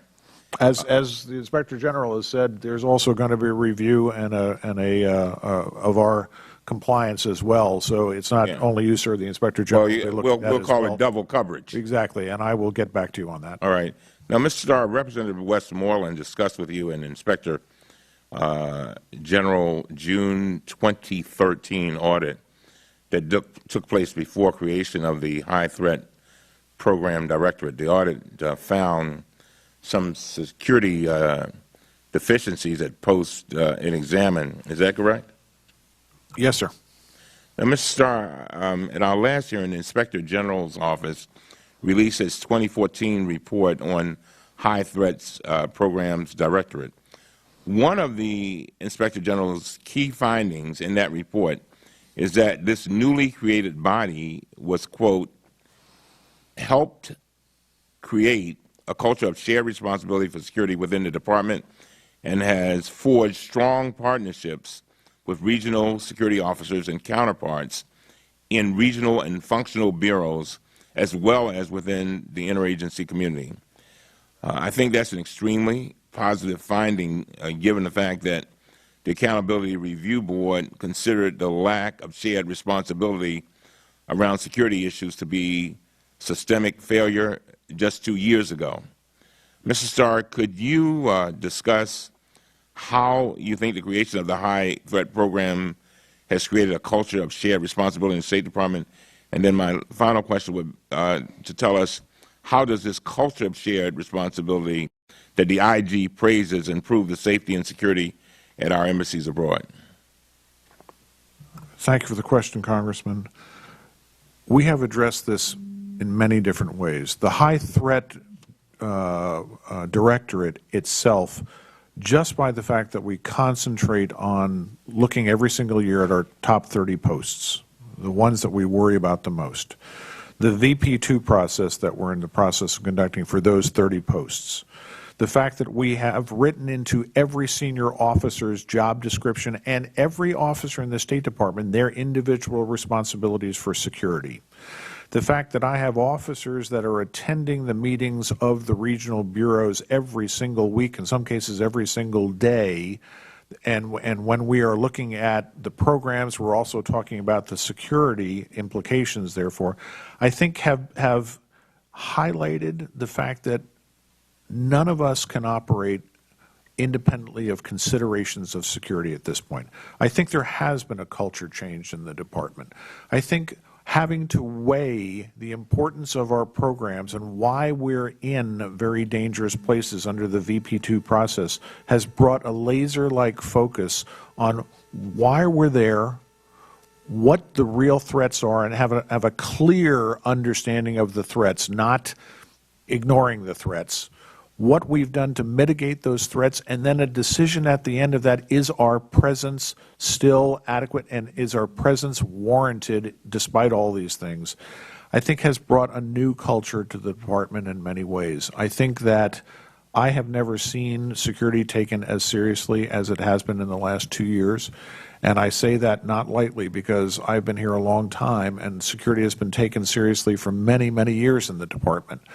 But I think some of these processes that we have put in place at this time are new to the department and are doing exactly what the ARB wanted and what you're talking about. Is it working itself into the culture? Right, and the culture is very significant. It's one thing when you got an aberration. It's another thing when you actually believe in something, you're doing it every day, and it becomes a part of your DNA. That is the DNA of the State Department. Yes, sir. I would add one other thing, sir. The officers that are reaching the senior ranks of the department today, in many cases, have spent significant amounts of time over the last decade in places like Iraq, Pakistan, Afghanistan, Sana'a, Yemen, Cairo, other places where we have true security problems. The officers that I work with today, every single day, at my level and above, are keenly aware that security must be balanced with our program implementation. They've lived it. Thank you very much, Mr. Chairman. Thank the gentleman from Maryland. The chair would now recognize the gentlelady from Alabama, Ms. Roby.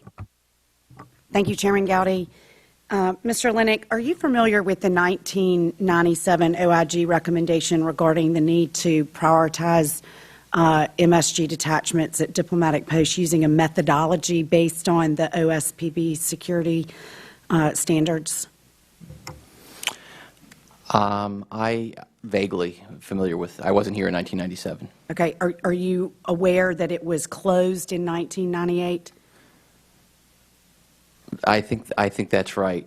Okay. I think that's right. And wasn't it, to the extent you can answer this, it was closed because the department amended its memorandum of agreement with the Marine Corps to include procedures for establishing the size of existing detachments and procedures for activations and deactivations. Is that correct? I don't recall why it was closed without Okay. looking at documents. Well, in 2014, your office again looked at whether, at where and how Marine Security Guard detachments were being utilized at the State Department post overseas, correct? That's correct. And were you able to determine whether there is a methodology for prioritizing and assigning new MSG attachments to overseas posts, and whether that methodology was effective? Our auditors found in that report that there were no formal procedures to select or identify posts. They couldn't show how the Marine Security Guard units compared with other posts. There was no formal plan for expansion. They simply just didn't have the processes and procedures that one would normally think you would have. So you weren't able to figure out how DS makes the determination of where these Marines go? We were not. Okay. And is this the same or similar issue to your knowledge? I know you don't seem as familiar with the 1997, but the Inspector General then told DS to create a process or methodology to select posts. So this is a similar situation, correct? I'll accept that premise. So how can we on this committee have confidence that Recommendation 11 from the Benghazi ARB made just 2 years ago that the Department and DOD will provide more capabilities at higher risk posts? Well, how can we have the confidence that that will be fully implemented? Well, that's the challenge of closing recommendations, and we have a compliance follow-up group that I can tell you what they do now, and they do look very closely at the actions that the Department takes to close recommendations. They wouldn't close it unless they felt that there was significant progress. So, Mr. Starr, I'm going to follow up with you on this point. According to the OIG, only 40% of the new MSG detachments have been assigned to posts with high or critical rating for political violence, terrorism. In light of your last statement in the previous questions, you said you've never seen security taken so seriously in the past 2 years. Well, how does the fact that only 40% of the high-risk, high-threat posts have these Marine Security Guard detachments, how does this satisfy the ARB Recommendation 11 to expand that program to provide more capabilities and capacities at higher risk posts?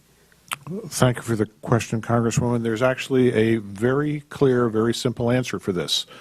Most of the posts that are high threat, high risk already had Marine Security Guard detachments at them, and that's why the 40% number is there.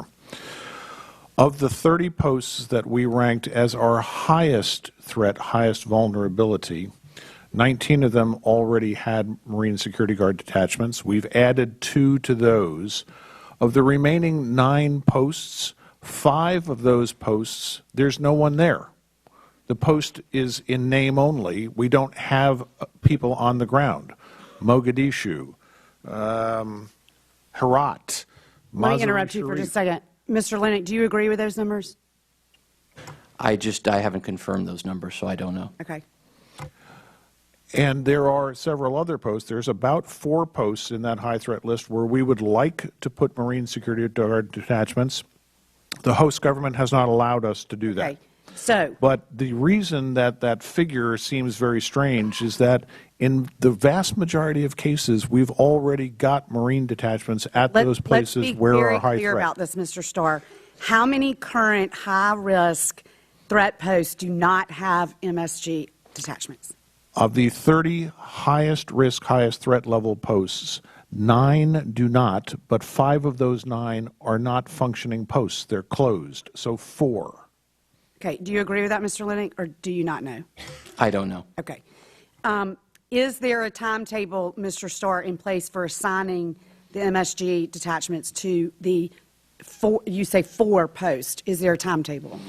I would like to do it tomorrow, but I will tell you I find it unlikely that I'm going to be able to assign Marine detachments to those posts. And you say it's because host nation problems. Host nation problems. Okay. Things like When I talked to you last time, 3 months ago, and it doesn't seem like we've made much progress, but I asked you, what's your plan with the ones that you don't? If you've got host nation problems, are there other ways to get security there? And you said in your testimony, if we find that we don't have those types of protections, you listed, adding DS agents, several other mitigating things, but you said if we don't find that we don't have those types of protections or that we think that those risks are too high, then we won't be there. So why have we not made progression on those 4 posts that you are stating now we still do not have those protections in place? In some cases, we have other types of protection. The host nation has stood up and given us high levels of protection.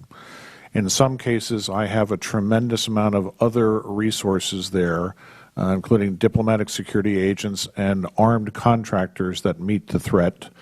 In some cases, we have made a determination that the host government is standing up and fulfilling its responsibilities, and while we'd still like to have Marines there, the fact that we don't does not mean that we cannot continue. And this is some of the things that we're looking at as we do this VP2 process, when we weigh why we're at a post, what the threats are, what resources we have overall. And as I say, Marines are one tool in our toolkit. Okay. And then Mr. Linick, I want to take Mr. Starr's answer and follow up with you. Do you think that's sufficient? My question is along the lines of the report. What are the plans? Where are the plans? Where's the methodology? What plans out there are there to negotiate with host governments who are unwilling to take us? Those kinds of things. And you have not gotten a clear answer from DS on exactly how this is going to be handled, correct? All the recommendations are open at this time. All the recommendations are open, and based on the questions from Ms. Brooks earlier, open means they're unresolved, and there's no evidence there that they're doing anything to make it better.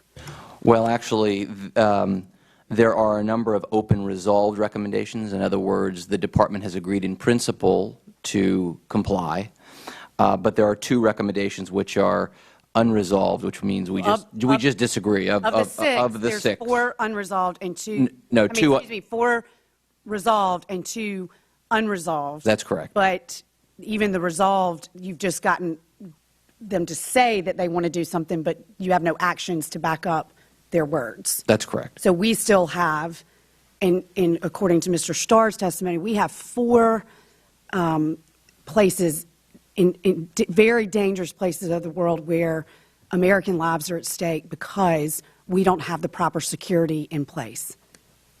Congresswoman. Wait, this is for Mr. Linick. Is that correct?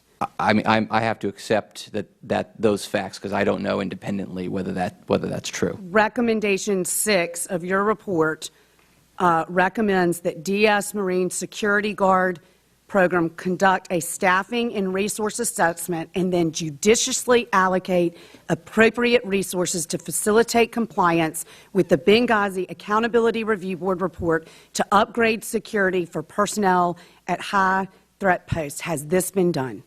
Not according to the facts that I've heard. So, in fact, the Department has yet to comply with Benghazi's ARB Recommendation 11.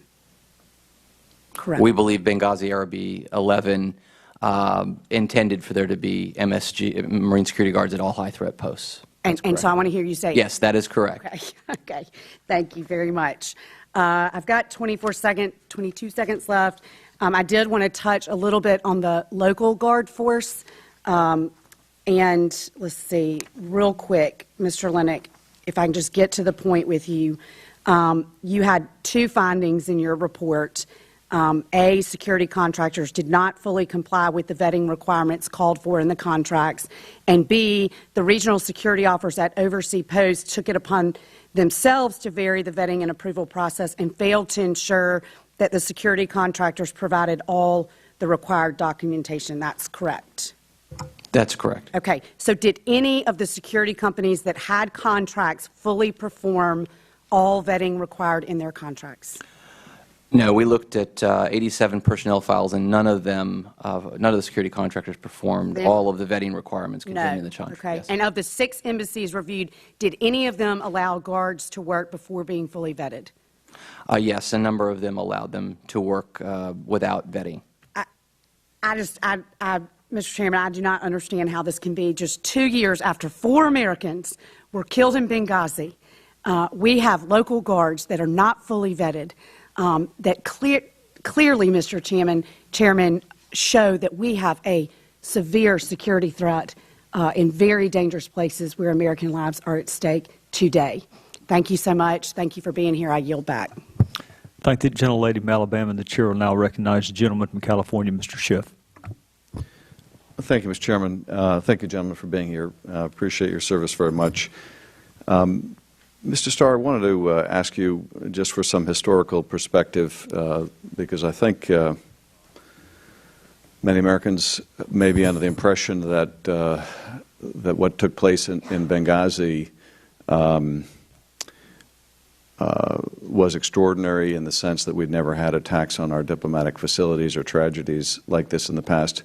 Tragically, we've had a great many over the years, and I wonder if you could shed a little light on maybe the last 20 years. How many times have our facilities been attacked? How many times has that resulted in injuries or fatalities?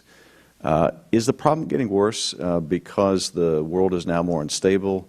It seems like there are more high-threat posts now than ever. Is that just an impression, or is that the reality? And what does that mean in terms of the prioritization you mentioned at the outset, and that is the priority is for a diplomatic post to implement the policy of the United States. That has to be done in a way where we can protect our people. But they're there for a reason.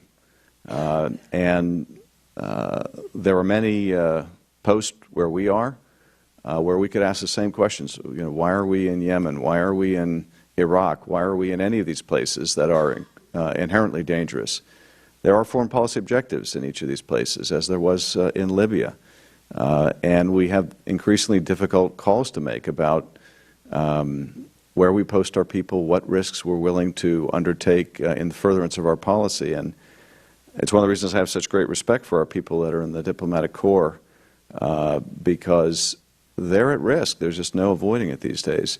But can you set a little of the historic trend for us?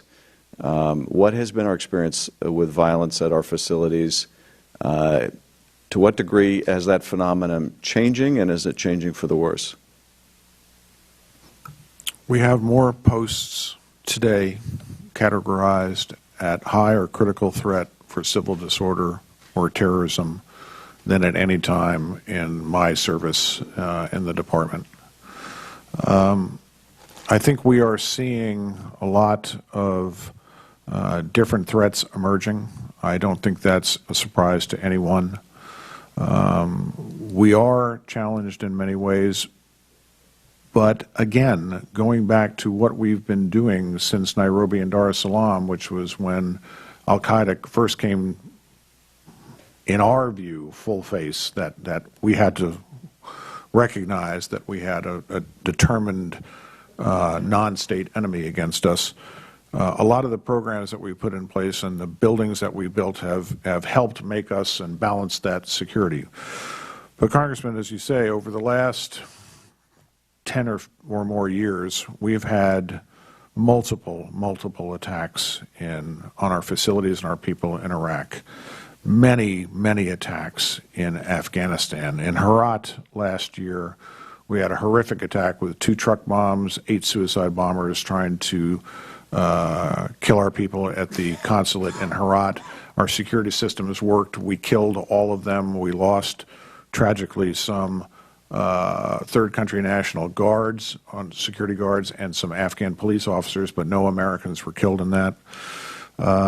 As been alluded to here, at the same time as the Benghazi attack, we had huge crowds and mobs that were coming over our facilities and attacking our facilities in Cairo, in Tunisia, and in Sudan. And in the last 2 posts, 8.5 hours before the host country came to our support, our facilities held and no Americans were injured. We have had and lost certain Foreign Service officers and one-off attacks, lone wolf types of attacks, including John Granville in Sudan not too many years ago. We've had RPG attacks, truck bomb attacks, car bomb attacks on our motorcades. We have had aircraft that have been shot at. We have had almost innumerable attacks on our facilities over the last 20 years, and you are right, they're going up. It is a challenge. I would first say that it's a testament to the Foreign Service that our officers still want to get out and implement the important Foreign Service goals that we have to.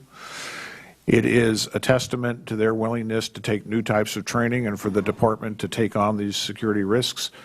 Congress has been a very important partner in how we have met these risks, particularly since the 1998 bombings in Dar es Salaam and Nairobi, and we appreciate that. We'll continue to work on these things, but I don't think it's a surprise to anybody that we're living in a world that has a high degree of instability in many countries. There is a lot of open discussion about how extremism is drawing in new youth, disaffected personnel, and has a calling that is being heard by certain people. So we have our challenges cut out for us, and we're going to do the best we can to meet those challenges while still implementing the foreign policy of the United States government. Well, thank you, Mr. Starr. Let me drill down on a couple specifics that I think have manifest themselves in light of this increasing threat environment and increasing number of high-risk posts, and that is more people that are on temporary assignment and people that are of short duration in some of these high-security threats. Many of us that have visited our diplomatic facilities overseas meet people there that are there for short tours. You talked about one way of trying to fill the gap with retirees. Why is it, I mean, it may be desirable to bring in the retirees who have great experience, but why is that necessary? Are we having trouble attracting enough personnel to go to these high-threat posts? Is there a mutually reinforcing cycle where people who go to a high-threat post therefore get recommendations from people in those posts for future assignments and are kind of locked into high-threat posts? What is the impact on our personnel of the proliferation of dangerous places where they work? Congressman, the situation that we face is that most of these high-threat posts are unaccompanied. We're asking more and more of our personnel to take unaccompanied tours away from their families for longer periods of time. Generally, these have been one-year tours, but we're now at a point where we're asking more of our officers to serve two-year unaccompanied tours overseas without their families. We have rotated many of our Foreign Service officers and many of my security agents and my security personnel through multiple hardship tours without their families at these high-threat posts at this point. The Foreign Service has a certain amount of personnel. We have not had to rely particularly on very many TDY personnel. Some of the other agencies that are present at our posts overseas have greatly relied on temporary duty personnel, not so much the Department. We have had officers that stood up and continue to stand up and serve at these places. But it is not without cost. It is not without, in some cases, fracturing families, or, are we putting people, asking them to serve tour after tour in high-threat posts multiple times at these places? Do we have behavioral problems and other things that are coming out of this? And the answer in some cases is yes. So in many cases where we have a need to put our best people in some tough places where we're asking sometimes for temporary personnel, but sometimes for longer periods of time, the department is asking to bring back some of the retired people. Somebody's going to use that vast experience that they've got. They're going to pay them for it. We'd like to be able to avail ourselves of that as well, if possible. But I do think that the State Department's been at the forefront of filling our positions with mostly full-time assigned personnel, although we too rely on TDYers occasionally. And just one last question, because I only have a minute left. I wanted to follow up on, I think we all recognize the importance of having high-level attention paid to the ARB recommendations by the top principals in the State Department, and I fully concur that Secretaries Clinton and Kerry have embraced and even established this as a best practice. You had mentioned that it was codified in the Foreign Affairs Manual very recently, but the embrace of that by those top principals, that was from the very beginning. In fact, that was a standard that they set, was it not? I think it was very evident from the statements of Secretary Kerry and our principals that we were in this together and everybody had to get on board. What we're now doing is bringing it around to the fact of putting it in the policy. And as Steve has pointed out, that's important. We need to make those changes. We need to codify this going forward, and we're doing that. But I agree with you that I have spent many hours and many meetings with the deputy secretaries and many others, and I've had discussions with the secretary about what security means to us. Thank you, Mr. Chairman. I yield back. Thank the gentleman from California. The chair would now recognize the gentleman from Illinois, Mr. Roscom. Thank you, Mr. Chairman. Secretary Starr and Mr. Linick, thanks for your time. Secretary, I find your argument inconsistent in this sense, and I just want to bring to your attention a couple of the statements that you've made to my colleagues, some of the realities that I perceive, and walk you through my thinking. A couple of minutes ago, you told Ranking Member Cummings that there has been a culture change in the department. And if there has been a culture change in the department, that presupposes that you basically offer everything up that's an obstacle, and to recognize and to reflect, look, this is a problem, and we're going to rid ourselves of every single problem that was an obstacle to a remedy. A couple of minutes ago, you made the argument to Mr. Schiff, or not an argument, but you made the point, increasingly dangerous world. Nobody here disagrees with that. It was compelling. You use words like extremism, disaffected youth, and these posts that are unaccompanied because they're miserable places to go, presumably. And yet one of the things that is the remedy to that is the waiver authority and recommendation number 13 that the department continues to cling to. So the recommendation of the best practices panel in number 3, it says this. It says waivers to establish security standards should only be pursued subsequent to the implementation of mitigating measures as agreed by regional bureau or other program managers, advised by DS, and is informed by the department risk management model. That is a great idea. Now, here's the problem. The department, and I don't know where you were in the discussion, but the department has said, we don't think that's a great idea. In fact, we think this. In certain cases involving national security, I'm going to come back to that because that's such an ambiguous term, an exception can be approved based on the mitigating measures already in place, presuming that there are mitigating measures, I might add, even though future mitigating measures may be planned to bring the facility even closer to or in conformance with the OSPB physical security standards. In such cases, when time is of the essence to further U.S. national security interests, the department requires flexibility to grant an exception prior to the implementation of planned mitigating measures. So here's my point. That is a gaping exception. And that is an exception, Mr. Secretary, that anything can get through. And I mean anything.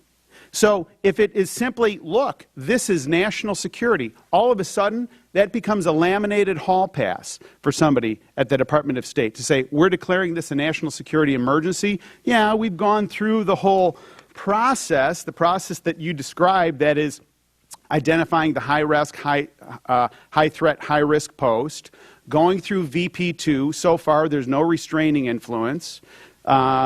Then there's two choices: either recharacterize something as a special mission compound or something else, or go through another process. And even within the other formalized process, there's still this waiver authority, and people around you, Mr. Secretary, are saying, give it up. And by your own argument, I might add, you're making the argument that you should give it up, that there's a culture change that's so big that you're describing it to Ranking Member Cummings, and a world that is so dangerous that you're using all kinds of words that we all agree with. So why in the world hang on to this thing? For a very specific technical reason, sir. We pick a place, sometimes the best that we can get in a short duration if we're going to go back in. We have to make decisions on what needs to be done and what levels of things we can't possibly do. I can't create 100 feet of setback when there isn't 100 feet of setback, and we may have to accept that. And at a certain point, we have to make decisions. Are we going to accept that, do the rest of the things that we need to do, or are we just going to say, no, we're not going to accept that, and then continue looking until we find a place? By the way, I've never found a place to lease in 30 years in the department that actually had 100 feet of setback that was available. Secretary Starr, what is different than the reasoning that you just articulated to me just now, right, from the reasoning that put us in Benghazi and that allowed 4 people to be killed? What is different? There is, I will admit that there is some measure of risk in what I am saying, but huge risk based on what you told I don't agree that it's huge risk. I think that well, you just told him it was a dangerous world filled with this extremists and disaffected youth. That was 5 minutes ago. True. But I think that we have to be able to make decisions to progress. In some cases, if we're going to lease a new facility, we're going to have to admit that we're going to have to give waivers to certain things in order to fulfill that. So what's different about what you just articulated? The difference is that we have to do the waivers, that there has to be a decision process. Yeah, but then why don't you agree to the mitigation? That was the key finding of the best practice. Because in some places we can't get the mitigation. And so if you I cannot get a blast-proof building unless I build it. Then why do we ask people to go to these places? Because in some cases the foreign policy imperatives of why we need to be there mean that we're going to take reasonable levels of risk. Now, what we have to be careful is that we don't take unreasonable levels of risk. There has to be an open and fulsome discussion about why we need to be there. What risks are we really running? Do you really understand the threats? Best practice panel recommendation is trying to codify that risk discussion. And if you rewind the tape today and you listen to the answers that you gave, and I was carefully listening to this, earlier in our last discussion time, the last hearing, Ms. Roby asked you a question, and you and I had an exchange about your answer, but just to refresh your memory, she asked, is it possible for the State Department to open a temporary residential facility? And you said, we don't have any at the moment. I can't imagine that we would, or that I would approve it. You, singularly, Mr. Starr. Earlier today, in part of the exchange, you said, I'm committed to keeping our people as safe as possible. Now, I get it. That's opening statement language, and there's nothing wrong with that. You then told Ms. Sanchez, I turned that down. You then told Mr.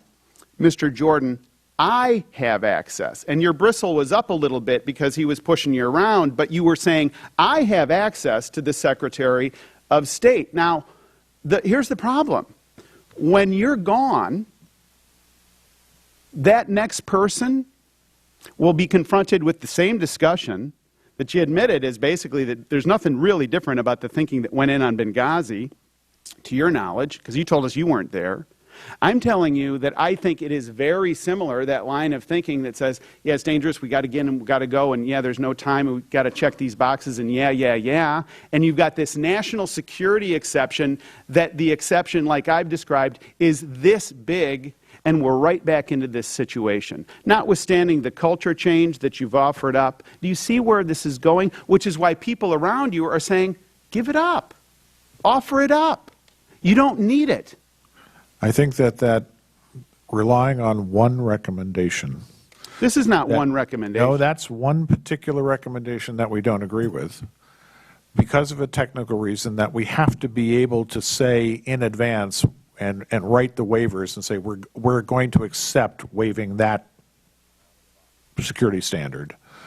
Gives us the ability to do these things. Look, the larger issue though is things like VP2 and having processes in place. And I recognize that this one particular one is confusing in terms of it seems like we don't want to process. Oh, it's not confusing to me. It seems like we don't want to process there, but the fact is there is a process there. Confusing about this. You're basically saying we're not going to mitigate. You're not basically saying. You're saying we're not going to mitigate. And these answers that the State Department has offered, it presupposes mitigation that's already in place, and it's relying on a speculation of possible mitigation. In fact, it says it may be planned. May be planned. That's speculation beyond speculation. This is speculation upon speculation. Do you see how it is that people are coming to the conclusion that in a post-Starr era, that like it or not is coming, in a post-Starr era, when special committees are not around, there's going to be every bit of possibility and pressure based on the national security exemption, which, as I've described it, is this big. All of a sudden, we're right back into this situation, and we're grieving the loss of life. I ask you to revisit this. I ask you to reconsider this. This is something that you're clinging to and that you ought not. I yield back. Thank the gentleman from Illinois. The chair will now recognize the gentleman from Maryland. Mr. Starr, Ms. Roby asked Mr. Linick about the vetting of local security guards. I'm really, and I thought she had an excellent line of questioning.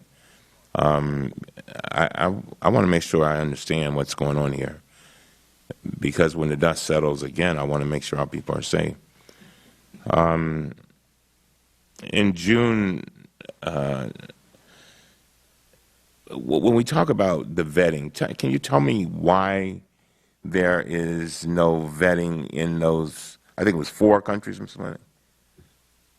Linick? 6 countries, 6 contractors.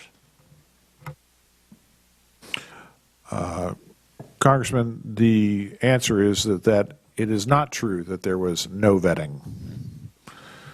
What the report points out is that they didn't fully comply with the vetting requirements.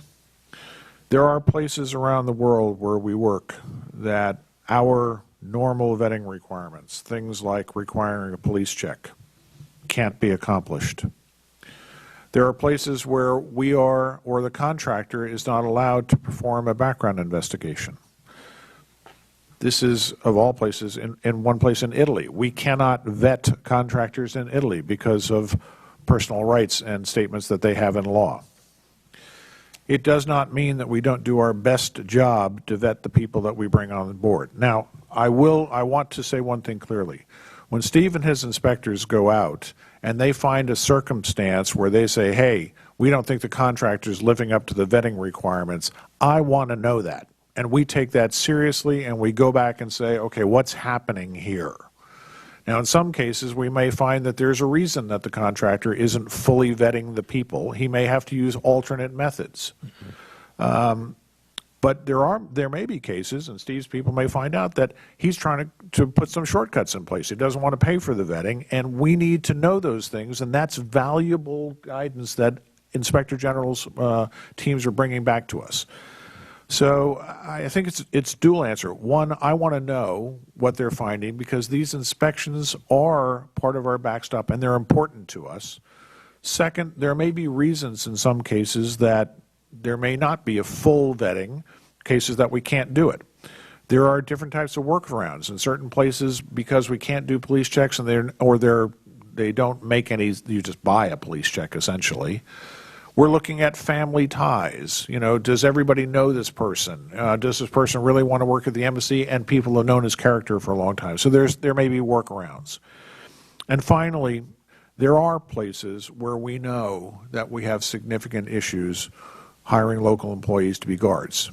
And in some of those places, we made the decision that we bring in third country contractors at tremendous expense because there's no other way to get the vetting done and we don't trust the people. So it's a holistic answer. I don't want to say that we don't value, and I necessarily disagree with the IG on some of these things. They play a really important role. The inspection process is important to us. And when Steve's people come back and say, hey, something's not right here, we look at it, we try to correct it as fast as possible, or we have an understanding that maybe it doesn't quite meet the needs, and then we'll have an open recommendation and we'll go back and forth with the inspector on that. I would note, sir, that our guards have stood by us through thick and thin. Some of them have stayed years after we've closed our facilities and protected them. We've never had a green-on-blue incident with any of our guards. In many cases, they have showed loyalty to us far beyond what we could ever do. Are our guard programs perfect? No. And we strive to keep them up to snuff every single day to try to require the highest possible compliance with the rules and regulations that we put in place. And Steve's people play an important role in keeping us there. So it's, all told, I need those guards, and we're going to continue doing there. And I think we're doing overwhelmingly a very good job. Are there some things that we need to work on? Yes, and when we find them, we're going to work on it. Now, you're familiar with the June 2014 Inspector General's report with regard to an audit of the Department's oversight of the vetting process used for local security guards. You're familiar with that audit? Yes, sir. And he reported and explained that contractors are challenged in vetting local security forces because of local privacy laws, lack of credit reporting services, and difficulty in obtaining official records in the host country. And how do you operate within those kind of constraints? You go for it, you get as much as you do as much as you can, and then I mean, how do you want to vet, and so is there a certain point where you say, well, there's just not enough vetting that we can do that we can hire these folks, or I mean, how does that work? When we make a determination that we really can't do any vetting and we have no confidence in the guard force, that's when we may turn to this other alternative, third country nationals that we bring in from another country that we can vet if we can get permission from the host country to do that. In many cases, it's more subtle than that, sir. As I say, when the police check may not be worth a piece of paper that it's printed on, or where there's privacy laws that we can't do things. In many cases, we look at who knows this person, what recommendations have they got, are they family, are they tied to the embassy in some place. We've got to have guards. We've got to have people manning those posts, and we've got to have people that are, checking the people when they come in and checking their packages and inspecting the cars. And even when some of those vetting procedures may not comport with what we do in terms of a security clearance back here in the United States, we have a great deal of faith and confidence in them, even though in some cases we may not meet every requirement. We may not be able to cross every T and dot every I. We have to take at certain points some levels of risk. Just one other thing, Mr. Starr, we've spoken extensively about risk management. During our last hearing, you spoke about how important it is to assess both the willingness and the capability of the host country forces to provide local security. How does the State Department consider the potential issues with local guards today when considering whether to operate in a certain country? And how has that changed since Benghazi?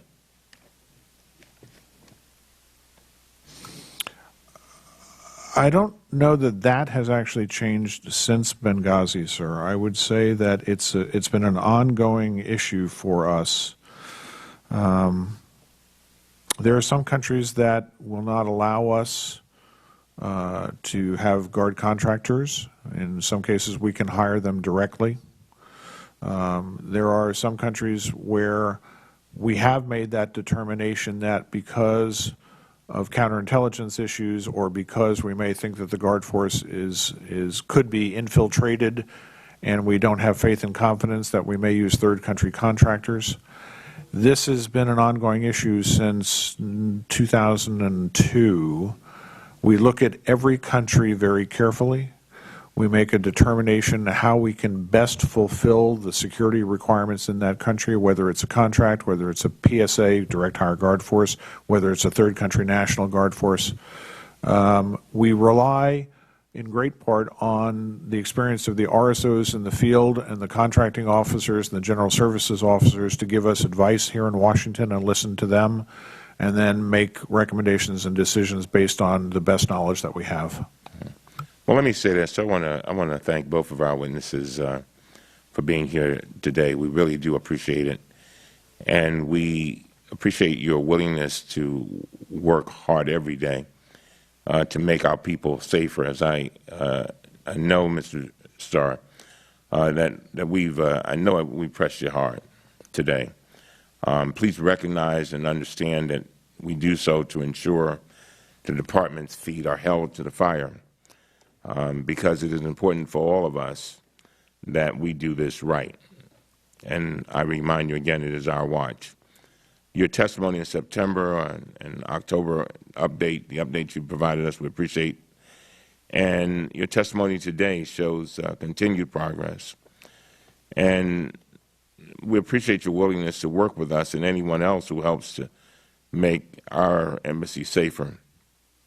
So I want to thank you for that. And I want to thank you, Mr. Linick, for all that you're doing, because you, too, help us keep these feet to the fire.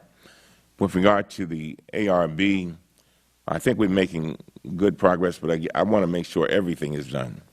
And I know that there are some ARB recommendations, quite a few of them, from past ARBs.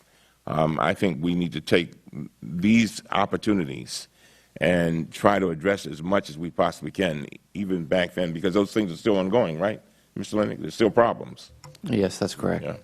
So, again, I want to thank both of you. Again, Mr. Starr, don't forget that we want to know when those other recommendations of the ARB will be completed and to let us know when they are, in fact, completed. All right? Okay? Thank you, gentlemen. Yes, sir. We'll get those answers to you. And, sir, I expect to be pressed pretty hard. This is tough business, and it's important business, and you can press as hard as you want. Myself and Steve, we're both pretty tough guys, and we appreciate even the tough questioning. The opportunity to put these things on the table with you in an important committee like this is important to me, too. Thank you very much. I thank the gentleman from Maryland. Secretary Starr, I was going to pursue a line of questioning, and I will get to that at some point, but when Jimmy Jordan asked you, why were we in Libya? And I'm not going to ask you the same question because you made it clear you're not the right person for us to ask, and I'm going to respect that. But I want to make sure you understand why Jimmy would ask you that question and why all of us are asked that question with alarming frequency in our districts. The last hearing we had, you did a very good job of explaining to those of us who are not in diplomacy that you have to weigh and balance. I think you said you have to weigh and balance the policy with the risk to determine whether or not you should have a presence. And it just struck me that there's no way you can possibly weigh and balance policy versus risk if you don't understand what the policy is. And then I started thinking when Jimmy was talking, I wonder where the question came from, and I knew I'd seen this somewhere. Do you know someone by the name of Ben Rhodes? I don't know Ben Rhodes personally. I know the position that he was fulfilling. I don't know him either, but there was a memo 3 days after 4 of our fellow Americans were killed in Benghazi, and I will skip over goal number 1 of his of his communications memo. Actually, I won't, because it says to convey that the U.S. is doing everything we can to protect our people and our facilities. And it just struck me, if you really were doing everything you could, we would not have had 50 separate recommendations after you wrote that memo, and this now the second hearing to make sure that those recommendations were implemented. But I'm going to skip over that goal to get to the second goal. The second goal, Secretary Starr, was to underscore that these protests are rooted in an Internet video and not a broader failure of policy. So I'm going to skip over the video part of that for now and get to the second clause, the dependent clause in that sentence, not a broader failure of policy. How can we judge whether or not a policy has failed or succeeded if no one tells us what the policy objectives were? I mean, how can we do that? How can you weigh and balance the risk? Jimmy's gone through the risk. Members on the other side have gone through all the escalating episodes of violence in Benghazi. And it may well be that the reason for us to have been there supersedes all of those episodes of violence. But how? I mean, how can a committee of Congress know that if no one tells us why we were there? So, you're not the right person to ask. Who would you ask if you were us? Who should we bring to explain why were we in Libya? The policy questions, I think, should more properly be directed to the NEA Bureau, Near East Asia Bureau, that had responsibility. I'm looking for a name, preferably. I mean, who would be able to tell us what policy we were pursuing in Libya was so important to skip over all the things that Roscoe pointed out and to weigh and balance the episodes of violence in such a way that the presence outweighed the violence? At the risk of having her never talk to me again, the Assistant Secretary for NEA, Ann Patterson, I think is the highest-ranking person in the NEA Bureau, and at the time of the attack was the U.S. Ambassador in Egypt. And I think Ann or one of the Deputy Assistant Secretaries in the NEA Bureau could give you the best answer on that. All right. Well, I thank you for that name, and I want to make sure you and I are on the same sheet of music. Do you understand why we would have that question? I mean, do you think that that is a fair and legitimate question for us to ask, what the policy was, so we can then weigh and balance it as you instructed us to do? I think that's a reasonable question, sir. Okay. Well, thank you. Now, Secretary Starr, last time you were with us, we not only discussed the most recent ARB recommendations, but we went back and highlighted some from the past. And one in particular from 1999 caught my attention. The Secretary of State should take a personal and active role in carrying out the responsibility for ensuring the security of U.S. diplomatic personnel abroad. It is essential to convey to the entire department that security is one of the highest priorities. And Secretary Starr, just in case somebody missed that part of the 1999 ARB, the authors reiterated that point with this: the Secretary of State should personally review the security situation of embassies and other official premises, closing those which are highly vulnerable and threatened. Two previous ARB recommendations that you could essentially lay on top of one another. They're identical. And I don't think they're identical because they forgot that they put the first one. I think they're identical because they were trying to send a message to us. This is really important, and it is deserving of the attention at the highest levels of the department. So here's what I want to do. I want to ask you, I want to specifically with respect to Benghazi. In October of 2011, there was a specific request for a machine gun to defend our facility in Benghazi. And in August of 2012, just a month before the attack on our facility, a document again lists a machine gun as equipment needed and requested. Do you know who denied the request for those machine guns and why? No, sir, I do not. Who should I ask to find out? You can ask me, sir, and I'll go back and research that. Would you do that for me? Yes, I will. Have you watched the video surveillance from the night of the attack? I have. without going into great detail, would you agree with me, or do you at least see why somebody on the ground might have asked for that piece of equipment, given what you and I have seen in the surveillance video? I mean, thinking back to the video, can you see how that might possibly have come in handy that night? In my review of what happened and looking at that, I think the agents made the right decisions at that point not to engage. I think that they were equipped with fully automatic weapons, not quite the rate of firepower of a machine gun. I agree that machine guns can be very menacing and have a tremendous effect. Well, they wanted them for the rooftop. They wanted them for the rooftop. Yeah. I want you to go back, if you would, and watch the video and see whether or not you conclude the same way that I concluded or not. And I appreciate if you could go back and with specificity, I want to know who reviewed that request, who denied that request, and is there an appeals process within the State Department in light of these two previous ARB recommendations that the Secretary of State should take a personal and active review, that the Secretary of State should personally review the security situation? Is there an appeals process where someone hypothetically could say, you know what, you're giving me a no, but I'm going to take this up the food chain? Does that exist? Yes. All the way up to the highest levels of the State Department? I will tell you that the one thing that the Department has that very few other agency has is something called the dissent channel. And it is a channel that we highly prize, and that if you disagree with policy or you disagree with a decision, that officers in the Department of State at all ranks and all locations have the ability to send something directly in at the highest levels through a dissent channel cable and say, I disagree with something, and it goes to the highest level. In June and July of 2012, mere months before the attack in Benghazi, the ambassador himself requested a security team be extended to stay longer. The security team in Tripoli, sir. In Tripoli, yes, but it doesn't take much to imagine him traveling from Tripoli to Benghazi with an increased security presence, does it? If there are more security folks in Tripoli and he is traveling to Benghazi, it is not that much of a stretch to surmise that some of them may have actually traveled with him. When he traveled to Benghazi in that trip, sir, he took additional RSOs with him. There were additional RSOs that could have gone as well, but they made for a grand total of how many? 5 at post. All right, and how many were there before the footprint was reduced?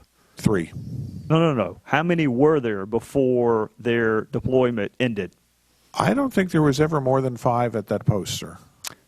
In Tripoli? I'd have to go in Tripoli. I'm sorry, in Benghazi, I'm sorry. Right. I'm talking about that the ambassador would have had access to, because you and I agree the number that he had access to was reduced despite the fact that he asked for more. The military team, the SST team, had deported. Additional DS agents were put into post. All right. Well, what I want you to find out for me is this, because this is a presidentially appointed ambassador who made a pretty plaintive pleading. In fact, I'll quote it to you. Our efforts to normalize security operations have been hindered by a lack of host nation security support, an increase in violence on foreign targets, and neither compound meets OSPP standards. Do you know who said that? From your context, I would think it would be the ambassador. It was the ambassador himself in what I would describe as a pretty plaintive pleading for some help, and this is the response he got. No, I do not want them to ask for the team to stay. Do you know who said that to the ambassador, the presidentially appointed, Senate-confirmed ambassador? I believe he was referring to the SST, and that might have been Ambassador Kennedy. It could have been, but it was actually Charlene Lamb. And Charlene Lamb has not been, and is not likely to ever be the Secretary of State for this country. So when I see her responding to a presidentially appointed, Senate-confirmed ambassador who is making a pretty plaintive pleading for some extra help, and she says, do not make that request, I want to know whether the ambassador had the ability to go above her head and go straight to the top? And if not, why not? The ambassador certainly did have the ability to go over her head. Sir, I do think that the one salient point that must be discussed is that there was quite a bit of discussion about relieving the SST, the military team that was there and only provided static security at the compound, with additional diplomatic security agents who could provide static security and mobile security. I think that was why the decision was made to release the SST. We were replacing it with personnel that actually had more capabilities. Well, Secretary Starr, my time is up, but sometimes when everyone is to blame, no one is to blame. And part of the frustration that Mr. Roscom, I believe, so eloquently remarked on today was the designation of the facility itself, and then you have our heretofore failure to understand what policy would have been so important. You testify that we have how many unpersoned posts right now? 5? Did I hear you correctly? 5? You were going through a series of numbers, and you said, well, 5 of those you can discard because there's no one there? Correct. So we do close facilities. Yes, sir. And I'm assuming that someone did the weighing and balancing in those 5 and decided, you know what, through the miracles of technology or whatever, we don't have to have a physical presence there. So you can understand why we would like to know what weighing and balancing went on with respect to Libya. And I want to know who saw these requests for extra equipment and personnel, who denied them, and whether or not you believe, and Inspector General, you can help here too, whether or not you believe that there is a culture in the State Department where there would be any consequences for following the dissent channel. Because some companies do say, sure, I have an open door policy, but sometimes when you walk through that open door, your career takes a hit. With that, I want to thank the ranking member and all the other members. Thank both of you. You and I can get together privately. You discuss a reasonable time table for getting answers to those questions. And with that, the members would have 5 additional days to put whatever they want. Any questions in the record? Thank both of you for your time. Ms. Starr, in your case, twice. And if you would convey to the women and men who work for the State Department how grateful all of us, irrespective of politics, are for their service. And with that, we would be adjourned.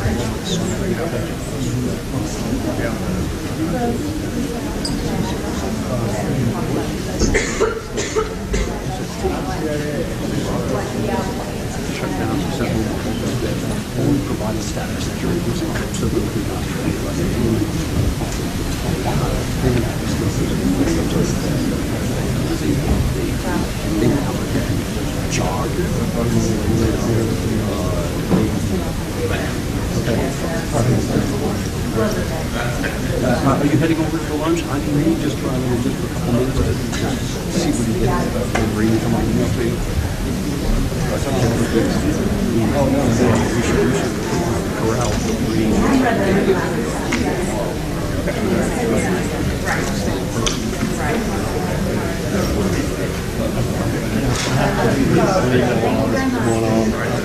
Okay, so you're talking about why?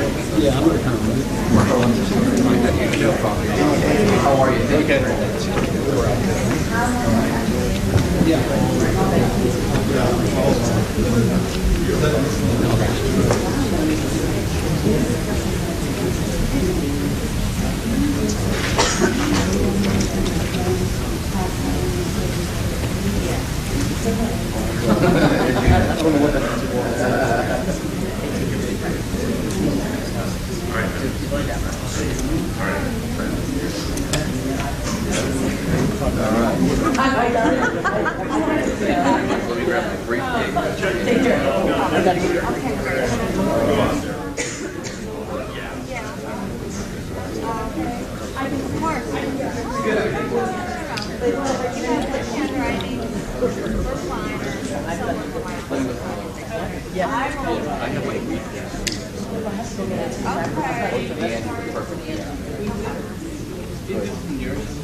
Oh, what's that? Yeah, that's it. Oh, wait, that is mine. Yeah. I'm going to give like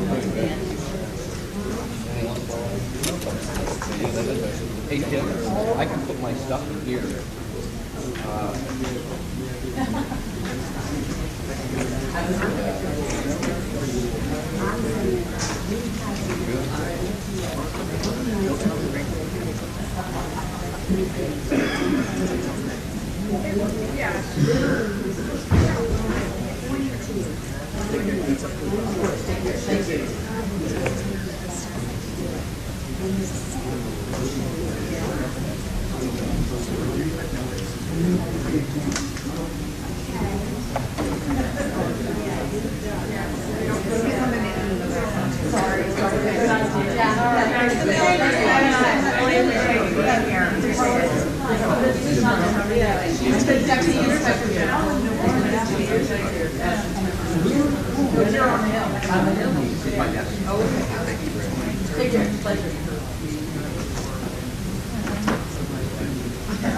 Steve was at Justice when we were at, I am on agency.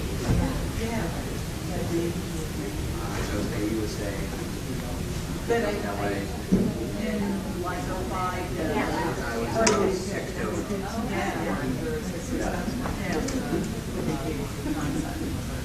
okay.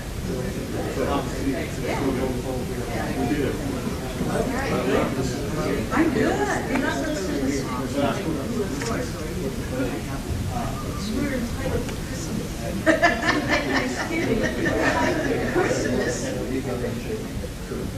You want to negotiate Christmas or New Year's? I had a Rex fly from Olympic starting January 9th. If you missed any of today's Benghazi hearing, you can watch it in its entirety, as well as all of the other Benghazi hearings to date, available on our website. Today's will be available shortly at cspan.org.